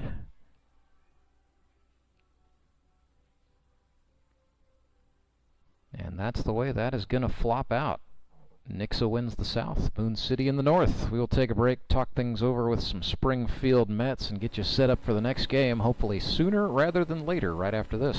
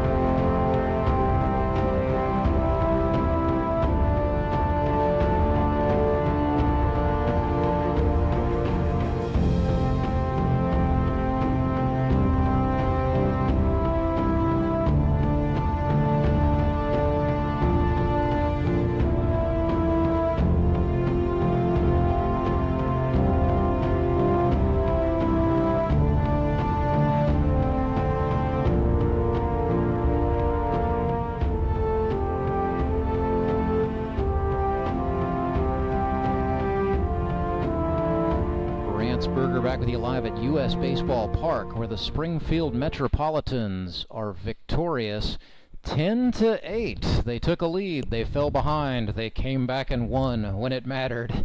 10-8, they defeat the Ozark Mountain Ducks, finish out the regular season 4 wins against 3 defeats, and very likely will be seated in the 4 spots in the GRBL playoffs. So we'll see them next Sunday in the eliminators. But right now, to the victors go the spoils. We welcome in our Elite Promotions Elite Performer of the game, Harrison Waters, and one of the trustiest backstops in the history of this league, Michael Easter. Guys, that was quite intense. That game had a little bit of everything, and I think it says a lot for the resilience of this ball club, Harry. Yeah, I mean, we've had to work through a lot of adversity this year. It's been a real challenge, but I've continued to tell the guys that, you know, it's always feels better if we can be on top at the end of the year, that we'll work through all of it. And like I said, I think it makes us better as a team and a better group of guys. And so it's fun to, you know, pull these wins off late.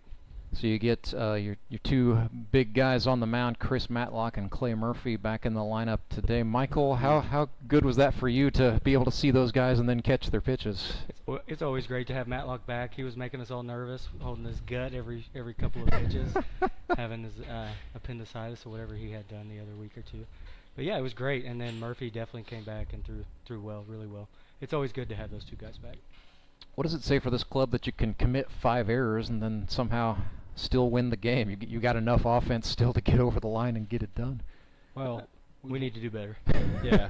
Well, we've worked through so much, like I said, and it has certainly been a season. But you know, this is one of those leagues where timing is everything. So to pull off a win right before playoffs is huge for us, and so I think that could really be the momentum we need. Well, and I know we've had a couple of tough losses and certainly some adversity, as you said, but. Felt like, you know, Mike, I didn't feel like I ever saw the Mets put their heads down. Maybe, you know, a little disappointment at the end of the night a couple of times, but nobody was quitting. Right. Yeah, that's what we do. Grind it out. So what were you thinking, Harrison, in that on-deck, or before even the on-deck circle, you had to watch several teammates get on base first. Did you think you were even going to get a chance in the ninth? You always have to tell yourself you're going to get that chance, because if you don't think that and it comes up, it doesn't end well. But, you know, I just hadn't seen a lefty in probably 4 or 5 weeks, if all season, and tipped my hat to Devin Braswell the inning before, you know, really getting me on some off speed. And so I told myself, don't fall behind. But, you know, baseball is one of those funny things. Like, you can feel great on a swing and get out, where you can loop a double into left field. So we'll take it any day. What did he throw you there? Was that the fastball? Yeah, like I said, it's always hard. It was tough to see because it was the only thing left in the sun right there with that shade. And you always watch the majors on it, and you're like, oh, that's not a big deal. But, you know, it's hard to pick that one up, I'll be honest with you. So, guys, you're going to end up with home field advantage at least. So that the win did buy you something today. Everything counts a little bit here in the GRBL. But, you know, Mike, I know you've been in this league a long time. Yeah, what does that say? You guys go 4-3, and you end up 3rd in the division out of all that? That's the grip and rip, honestly. Every year, it's like it doesn't matter until you get to playoffs, and then playoffs is you can kind of feel the energy even switch, and like Carey said, it's really good to get a win going into playoffs, and you carry that energy for sure. Probably going to end up with a South Division opponent out of that, so you're going to either get the Branson Showmen, or you could feasibly turn around and see the Mountain Ducks again. That's fine. I mean, we're going to play who we play. It's all in your head. The grip and rip is you're going to play yourself pretty much. So I know, you know, Harrison, you've won the title, but Michael, what would that mean to you to compete for the belt? It's a huge deal. I mean, I would retire. I mean, all kinds of stuff. You know, things would change. Wait, the league needs catchers. Whoa! Yeah, don't go threatening that, pal. It would be a big deal for sure. Honestly, we all want to win. We're all really competitive. That's what it's about. Even if it's like these regular season games are important to us too. They're not as important as the playoff, but we all want to win. It's always a big deal to get away. I think you know, the lay people who sit and watch this on YouTube don't understand just how hard it is to win a baseball game in this league. Yeah, and it affects your week. Trust me. If you're not like, it's like we got stomped 2 weeks in a row, and you're going through the motions during the week, and you're just like, all you can think about is playing again and getting over that hump. And so, anyone who doesn't play doesn't have a clue of like how serious we take it, and that's what makes it fun. Yeah, and I know, like, it's different for you, you know, working in the same building as Todd Tolbert from the Locos. So I'm sure he reminds you when Yeah. the Mets are struggling a little bit. But Yeah, especially whenever it's against them, and he's the one who opened the floodgates on us, putting a ball off that left field wall. Yeah. And so, no, I'm happy for the guy. But yeah, we it's good. We get to work out together during the week, so it's fun. So Mike, what about you? I know you kind of work a little more of a physically demanding job, working in an auto shop. Do you tend to hide out after a loss a little bit? Oh, not so much. I mean, you gotta get your head back up and get back out there and make some money for the family. But you know, my wife can definitely tell after a loss. She's like, babe, you know, it's okay. She's there for me, so that's good. Speaking of money for the family, you just welcomed a new one into the family just recently. Nolan Allen Dean. Named after Nolan Ryan. Are you could say serious? that. I mean, Nolan Ryan had the same name. So. He's got to say Awesome. party is 6 when he goes into a That's restaurant. right. Yeah. Holy cow. Goodness sakes. Think Should about have it. the Amex with me too. Thank goodness for good credit scores and good health care. Good for you, man. Well, congratulations, thank you. seriously. Appreciate that. We always love good stories of the GRBL baby boom. Seems like that's been going on quite a bit here over the last Honestly, I've couple had, of seasons. Most of my kids, Chloe was 2 or something. And I've had all 3 of the other kids. And I think in terms of catchers, you're one of the best sports in terms of participating when the kids run the bases. So yeah.